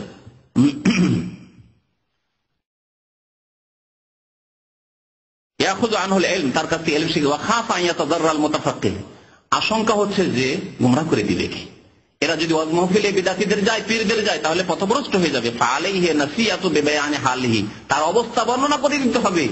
তার হিতাকাঙ্ক্ষী হওয়া হচ্ছে তার অবস্থা বর্ণনা করে, যা দেখো তোমার এই পীরের কাছে যাচ্ছ, তুমি যে আলেমের কাছে যাচ্ছ, এরা হচ্ছে বিদাতি, এদের ম্যাগাজিন পত্রিকা বিদাতি, এদের লেখা তাফসীর বিদাতি, এদের ব্যাখ্যা ইসলামের ব্যাখ্যা হচ্ছে বিদাতি ব্যাখ্যা, বলে দিতে হবে। একটি শর্তের সাথে, উদ্দেশ্য হচ্ছে সংশোধন করা আর হিতাকাঙ্ক্ষী হওয়া, শত্রুতা, ব্যক্তি শত্রুতা যাতে না থাকে। আমার মধ্যে ব্যক্তি শত্রুতা, আক্রোশ কিছু নেই, পার্থিব আমার জমি জায়গা নেই, তার সাথে ঝগড়া নেই, পদ নিয়ে ঝগড়া নেই, নেতৃত্ব নিয়ে ঝগড়া নেই, কোনো টাকা পয়সা নেই, দুনিয়ার স্বার্থ নেই, কোনো ঝগড়া বিবাদ নেই। কারণ ঝগড়া বিবাদ থাকলে হয়তো বেশি করে কথা বলে দিতে পারি, এইরকম হতে পারে। এইরকম হইতে হবে, অন্তর পরিষ্কার হইতে হবে যে আল্লাহ সন্তুষ্টির জন্য বলছি। এইভাবে কেউ যদি ফাসেক থাকে, 5 নম্বরে বলছেন আইয়াকুনা মুজাহিরান বিফিসকিহি, একজন লোক স্পষ্ট ফাসেক, যদি ফাসেক কি করে, পাপ করছে, খোলাখুলি পাপ করছে, তাহলে তার সম্পর্কে বলে দিতে হবে যে এই লোকটি মদখোর, এই লোকটি ব্যভিচারকারী, এই লোকটি হচ্ছে চোর, বলে দিতে হবে। হয়তো জানেন না, তার সাথে বন্ধুত্ব করেছে, চোরের সাথে বন্ধুত্ব করেছে, জানেন না, দেশের চোর, এখানে জানেন না, আপনি ওই এলাকার লোক জানেন যে এই লোকটি চোর, তাহলে সতর্ক করে দিতে হবে। অথবা জুলুম করে, এই লোক হয়তো ধোকা খেয়ে যাবে, তাকে ধরা দিয়ে দেবে, বা তার সাথেও টাকা পয়সার আদান প্রদান ইত্যাদি ক্ষতি হতে পারে। 6 নম্বরে সংক্ষেপে শেষ করি, 6 নম্বরে হচ্ছে গীবত করা পরিচিতির জন্য, পরিচয় দেওয়ার জন্য। বললেন যে তরিকুল ইসলাম, তরিকুল ইসলাম 3-4টা আছে, দাম আমি চিনতে পারছি কোন তরিকুল ইসলাম। তখন একজন তরিকুল ইসলাম, তার মধ্যে কানা আছে, বলবেন যে ওই যে কানা তরিকুল ইসলাম আছে, আইব হলো না, দোষ বলা হলো না। বা অত খোড়া আছে, ল্যাংড়া, বলছে ওই যে অমুক ল্যাংড়া, অমুক খোড়া, খোড়া তরিকুল ইসলাম, খোড়া আব্দুল্লাহ, বলা যাবে না, বলা যাবে না। হ্যাঁ, এইরকম ভাবে পরিচয় দেওয়ার জন্য বলা যাবে, কিন্তু এই পরিচয় না দিয়েও যদি চিনিয়ে দিতে পারেন তাহলে যথেষ্ট। অমুক ডিস্ট্রিক্টের বললেন, হয়তো পাবনার বললেন, ঢাকার বললেন, যে ওতে চিনে নিল যথেষ্ট। যদি না চিনতে পারে তাহলে বলা যাবে খোড়া বলা যাবে, কানা বলা যাবে, বন্ধ বলা যাবে, হাত ভাঙা বলা যাবে, ইত্যাদি টুন্ডা বলা যাবে, বলা যাবে, পরিচয় দেওয়ার জন্য বলা যাবে। আত-তারিফ ফাইজা কানাল ইনসানু মারুফান বিলাকাবিন, যেমন আমাস, মুহাদ্দিসিনদের মধ্যে একজন আমাস ছিলেন, তার চোখ উঠেছিল, হ্যাঁ, কানা। আরাজ খোড়া, আসাম মানে বধির, কানে শুনতো না, বইরা। ওয়াল আমা, চোখের অন্ধ। ওয়াল আহওয়াল, টেরা, এরা বুঝেন না, দেখে আহওয়াল যা যা তারিফ বেজালিকা। ইমাম নবী রাহমাতুল্লাহ বলছেন যে জায়েজ আছে, যে কাকে বলে টেরাকে টেরা বলবেন, হাত নাই টুন্ডা বলবেন, পরিচয় দেওয়ার জন্য, যদি লোকে চিনতে না পারে। ফাহাদিহি সিত্তাতু আসবাবিন, এই 6টি কারণে গীবত করা যাবে। যাকারাহাল উলামা, ও উলামায়ে কেরামরা তা উল্লেখ করেছেন কিতাবে। ওয়া আকসারুহা মুজমাউন আলাইহি, আর প্রায়গুলির উপরে ইজমা রয়েছে, ইখতিলাফ নেই। তারপরে দলিল দিয়েছেন, কয়েকটি দলিল পেশ করেছেন। নবী করিম সাল্লাল্লাহু আলাইহি ওয়াসাল্লামের জামানায় এরকম ঘটনা ঘটেছে। ফাতেমা বিনতে কায়েস রাদিয়াল্লাহু তাআলা আনহা, তাকে পয়গাম দিয়েছিল আবু জাহাম এবং মুয়াবিয়া। নবী করিম সাল্লাল্লাহু আলাইহি ওয়াসাল্লাম বলেন, আবু জাহাম পরামর্শ নিতে এসেছেন ওই মহিলা ফাতেমা বিনতে কায়েস, নবী সাল্লাল্লাহু আলাইহি ওয়াসাল্লাম বললেন যে আবু জাহাম ফালা ইয়াদাউ আসাওয়ান আতিহি, এত স্ত্রী মার, এর আগে বিয়ে করেছে, খুব মারতো স্ত্রীকে। নবী সাল্লাল্লাহু আলাইহি ওয়াসাল্লাম বললেন যে দেখো আবু জাহাম নিজের কাঁধ থেকে লাঠি রাখেন না, সবসময় লাঠি নিয়েই থাকে, বিয়ে করলে মারতে শুরু করবে বাড়ি নিয়ে গিয়ে। এই এক দোষ। মুআবিয়া যিনি, আল্লাহু আকবার, আল্লাহ কি করতে পারেন, যেই মুআবিয়াকে আল্লাহ পাক রব্বুল আলামিন রাষ্ট্রপ্রধান খলিফাতুল মুসলিমিন বানিয়ে দিলেন, সেই মুআবিয়া আল্লাহর নবী যখন এই ঘটনা বলেন হিজরতের প্রথম দিকে, বলছেন ফাসলুকুল লামাল, ওকে বিয়ে করবে, ও তো ফকির, ওর বাড়িতে কিছুই নেই, খাবার নেই, কি খাওয়াবে তোমাকে? আল্লাহ কোথায় পৌঁছে দিতে পারেন মানুষকে। সলুকুল লামাল, ওর কাছে পয়সা নেই, তাহলে কাকে বিয়ে করবে? ওয়ালাকিন ইনকেহি ওসামা, যাও ওসামা যে আছে যায়েদ বিন হারেসার ছেলে, আমার নাতি, ওই যে নবী সাল্লাল্লাহু আলাইহি সাল্লাম যে ছেলে বানিয়েছিলেন ওই যায়েদ বিন হারেসা, তার ছেলে, তাকে বিয়ে করে নাও। ও সময় দেখতে পারে কালো চুকচুকি আফ্রিকানদের মতো। ফাতেমা বলছে আমার রুচি হচ্ছিল না বিয়ে করার জন্য, রুচি হচ্ছে না, বারবার নবী সাল্লাল্লাহু আলাইহি ওয়াসাল্লাম বলছেন না তুমি ওসামাকে বিয়ে করো, ওসামাকে বিয়ে করো। ভাবলাম যে আল্লাহ নবীর কথা, একদিকে কালো রুচি হয় না, আরেকদিকে নবীর কথা, কোনটা নিই, এই চিন্তায় পরেশান। তারপর বলছেন চিন্তা করলাম যা কালো কালো যা আছে আল্লাহ নবী বলছেন, কবুল করে নিলাম। ইয়া রাসূলুল্লাহ বিয়ে পড়িয়ে দেন, আমি ওসামাকে বিয়ে করবো, ঠিক আছে। ফাজালা ফিহি খায়রান কাসীরা, আল্লাহ আমাকে তাতে অনেক মঙ্গল দান করলেন, সুবহানাল্লাহ। নবীর উপদেশ মোতাবেক চললে দুনিয়া আখিরাত সব ক্ষেত্রে ফায়দা রয়েছে, সব ক্ষেত্রে ফায়দা রয়েছে। ওয়ামাইয়ুতিল্লাহ ওয়া রাসূলাহু ফাকাদ ফাযা ফাওজান আযীমা, যারা আল্লাহ এবং রাসূলের আনুগত্য করবে, রাসূলের কথা মানবে, সেই ব্যক্তি দুনিয়া আখিরাত সব সময় বড় কামিয়াব হবে, সফলতা হাসিল করবে। আল্লাহ যেন আমাদেরকে তৌফিক দান করেন, নবী করিম সাল্লাল্লাহু আলাইহি ওয়াসাল্লামের তরিকায় চলার জন্য তৌফিক দান করেন, সুন্নাত মোতাবেক আমাদেরকে চলার তৌফিক দান করেন, বিদআত থেকে আমাদেরকে বেঁচে থাকার জন্য তৌফিক দান করেন। আল্লাহ রাব্বুল আলামিন আমাদের গুনাহ খাতা যেন মাফ করে দেন। আল্লাহ পাক রব্বুল আলামিন আমাদেরকে দ্বীনের খিদমতে যেন তৌফিক দান করেন, ব্যক্তি স্বার্থের ঊর্ধ্বে আমাদেরকে চলার জন্য তৌফিক দান করেন, ব্যক্তি স্বার্থের উপরে যেন ইসলামের স্বার্থকে, ঈমানের স্বার্থকে, দ্বীনের স্বার্থকে রাখার তৌফিক দান করেন। আল্লাহ আমাদের সবার অন্তরে যেন ইখলাস দান করেন। আমাদের যেসব ভাইরা অসুস্থ রয়েছেন তাদেরকে সুস্থতা দান করেন, যেসব ভাইদের আত্মীয় স্বজন অসুস্থ রয়েছে, বালা মুসিবত বিপদে রয়েছে, আল্লাহ যেন বালা মুসিবত বিপদ আপদ দূর করে দেন। যারা ইন্তেকাল করেছেন আল্লাহ তাদেরকে যেন জান্নাতবাসী করেন। যেসব ভাইরা হজ করেছেন তাদের হজ যেন কবুল করেন। যেসব ভাইরা হজ এখনো করতে পারেন আল্লাহ যেন তাদেরকে হজ ফরজ আদায় করার তৌফিক দান করেন। আল্লাহ আমাদেরকে 5 ওয়াক্ত নামাজ কায়েম করার তৌফিক দান করেন। বিশেষ করে ফজর নামাজ আমাদেরকে জামাত সহকারে আল্লাহ কায়েম করার তৌফিক যেন দান করেন। হারাম থেকে, পাপ থেকে, অন্যায় কাজ থেকে বেঁচে থাকার আল্লাহ যেন তৌফিক দান করেন। আল্লাহ দুনিয়াতেও সুখী করেন, আখিরাতেও যেন সুখী করেন, জাহান্নামের আযাব থেকে যেন মুক্তি দান করেন। রব্বানা আতিনা ফিদ দুনিয়া হাসানাহ ওয়া ফিল আখিরাতি হাসানাহ ওয়া কিনা আযাবান নার। সাল্লাল্লাহু আলা নাবিয়িনা মুহাম্মদ ওয়া আলা আলিহি ওয়া সাহবিহি আজমাইন।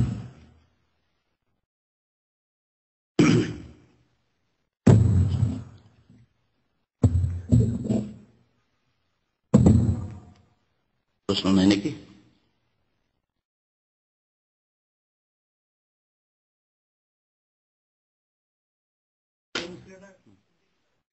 ওসিলা মানে নৈকট্য, ওসিলার অপব্যাখ্যা করে। দেখেন ইহুদি খ্রিস্টানরা তাদের ধর্মকেই পরিবর্তন করে বিকৃত করে দিয়েছে, আর বিদাতি আলেমরা কোরআন এবং হাদিসের অপব্যাখ্যা করেছে জনসাধারণকে কানাকা হাইকোর্ট দেখাবার জন্য। কানাকা হাইকোর্ট দেখিয়েছে, বুঝতে পেরেছেন? গুমরাহ করেছে এদেরকে। আল্লাহ বলছেন ইয়া আইয়ুহাল্লাযীনা আমানুত্তাকুল্লাহ, হে ঈমানদার মানুষেরা আল্লাহকে ভয় করো আর আল্লাহর নৈকট্য সন্ধান করো। ওসিলা মানে আল কুরবা।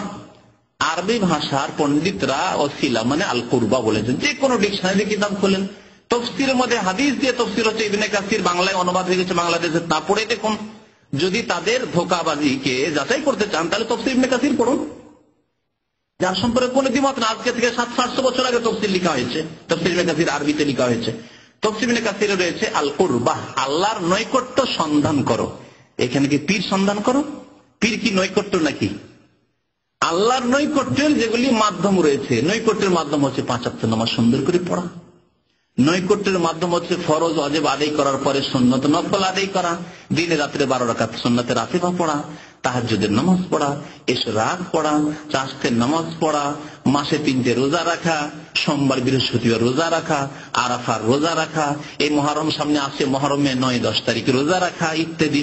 এগুলি হচ্ছে এইভাবে যাকাত দেওয়া, দান খেরাত করা, বেশি বেশি দান খেরাত করা, মসজিদ কায়েম করা, মাদ্রাসার খেদমত করা, ইসলামিক শিক্ষার, ইসলামী দাওয়াতের খেদমত করা, এগুলি সব হচ্ছে আল্লাহর নৈকট্য লাভ। তারপর আল্লাহর নৈকট্য লাভের মধ্যে মানুষের হক, মাতা পিতার হক আদায় করা, মাতা পিতার খোঁজ খবর নেওয়া, মাতা পিতার চিকিৎসা করা, মাতা পিতার খরচ বহন করা। আপনার অন্য ভাইরা দেয় না, আপনি কখনোই কথা বলবেন আমার অন্য ভাই দেয় না, আমি কেন দেবো? আপনি আল্লাহর নৈকট্য লাভ করবেন আপনার মা বাবার খেদমত করে। সে অন্য করলো করলো না, আপনার ভাইরা সেটা কেন দেখবেন আপনি? এইভাবে নৈকট্য লাভ করা। নৈকট্য লাভ মানে তীর ধরা নয়। নৈকট্য লাভ মানে আল্লাহ স্ত্রীর কথা বলেছে, ইন্নাল্লাযীনা আমানু ওয়া আমিলুস সালিহাত, ঈমান সুন্দর করা আর নেক আমল করা, সৎকর্মশীল হওয়া। সৎকর্মশীল হন, এই যে আল্লাহর নৈকট্য লাভ করা। ওয়াবতাগু ইলাইহি ওয়াসিলা। আর এর জন্য আল্লাহ বলেছেন ওয়াজাহিদু ফি সাবিলিহি, প্রচেষ্টা চালাও। তাহলে মেহনত লাগবে, আপনাকে তাহাজ্জুদের জন্য উঠতে কষ্ট লাগবে, মেহনত লাগবে। ফজরে ঘুম ভাঙাইতে, আপনার কম্বলের তলা থেকে ফজরে জাগতে বড়ই কষ্ট লাগবে। অ্যালার্ম বাজছে, বিরক্ত করছে, আপনি বন্ধ করে দিচ্ছেন, আবার সে না দূরে রাখেন, কষ্ট লাগছে। জি, রোজা রাখতে কষ্ট লাগছে, কিছু কষ্ট লাগে না। পকেট থেকে বেশি পয়সা দিতে অনেক সময় বখিরি চিন্তা না চলে আসছে, অনেক সময় চিন্তা করছেন টাকা পয়সা এত দাম করে দেবো, ছেলে মেয়ে আছে, ভবিষ্যৎ বিয়ে শাদী ইত্যাদি আছে, এসব চিন্তা আসছে না। ওর বিরুদ্ধে জিহাদ করতে হবে, জাহিদু ফি সাবিলিহি, এক্ষেত্রে প্রচেষ্টা চালাইতে হবে। তো এইভাবে আল্লাহ পাক রব্বুল আলামিনের নৈকট্য লাভ করতে হবে। আর এর মানে ওসিলা মানে কোন ব্যক্তি ধরা নয়, না কোনো আলেম ধরা আর না কোনো পীর ধরা। নবীর তরিকায় চলা আর ঈমান এবং সৎ আমল করা, এই হচ্ছে ওসিলা।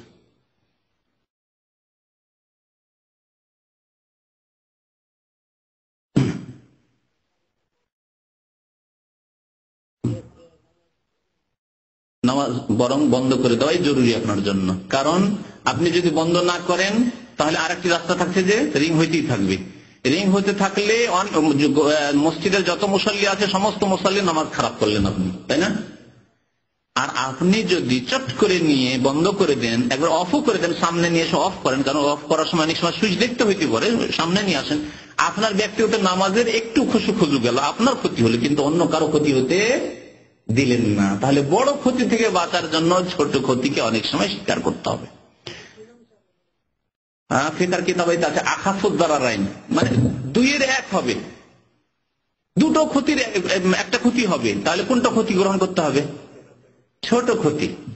রোজা রমজানের দিন আর একটা ছেলে ডুবে যাচ্ছে পানিতে, এখন হয় আপনাকে রোজা ছাড়তে হবে ওকে উদ্ধার করার জন্য, আর না হইলে ছেলেটা মরবে। ছেলে উদ্ধার করলে রোজা ছাড়তে হবে। ক্ষতি তো দুই দিকে, এদিকে রোজা নষ্ট হোক ক্ষতি, রমজানের দিন রোজা ছেড়ে দেবো, আর ওইদিকে ছেলেটাকে বাঁচানো ওটাও জরুরি। না বাঁচাইলে খুব বড় ক্ষতি হয়ে যাবে। কোনটা বড় ক্ষতি? ছেলেটা চলে যাবে। আর রোজা আপনি কাজা করতে পারেন, কিন্তু ছেলেটাকে আর পাওয়া যাবে না, মরে গেলে, পানি খেয়ে ডুবে মরে গেলে।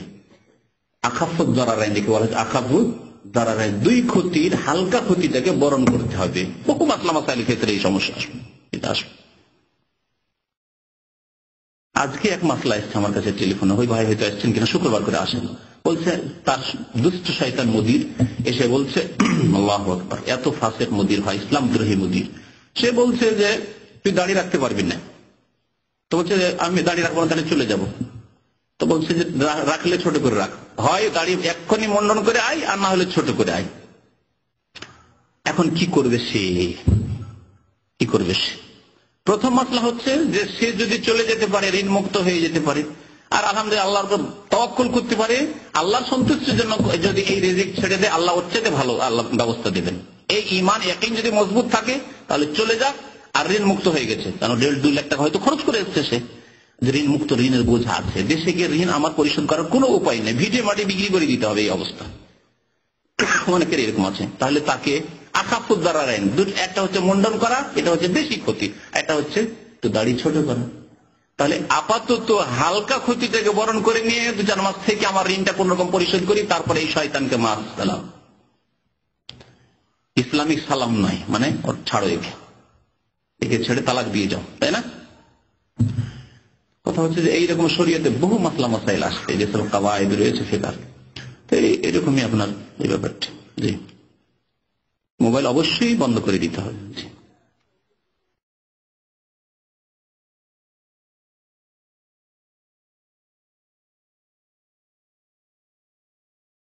হাত তুলে দোয়া করা, যেহেতু নবী সাল্লাল্লাহু আলাইহি ওয়াসাল্লামের প্রমাণ নেই পানি চাওয়া ছাড়া, বৃষ্টি যাওয়ার সময় হাত তুলেছেন, যেমন জুমার খুতবা এসে বুখারী শরীফ হাদিস আছে, এক সাহাবী বলে, ইয়া রাসূলুল্লাহ, ওয়ানা বৃষ্টির জন্য সব মরে ধ্বংস হয়ে গেল, ছাগল গরু এই উট সব ধ্বংস হয়ে গেল, বাড়িঘর সব ধ্বংস হয়ে গেল, না খেয়ে আমরা মরে গেলাম। তখন নবী সাল্লাল্লাহু আলাইহি ওয়াসাল্লাম হাত তুলে বললেন, আল্লাহুম্মা আসকিনা, আল্লাহুম্মা আসকিনা।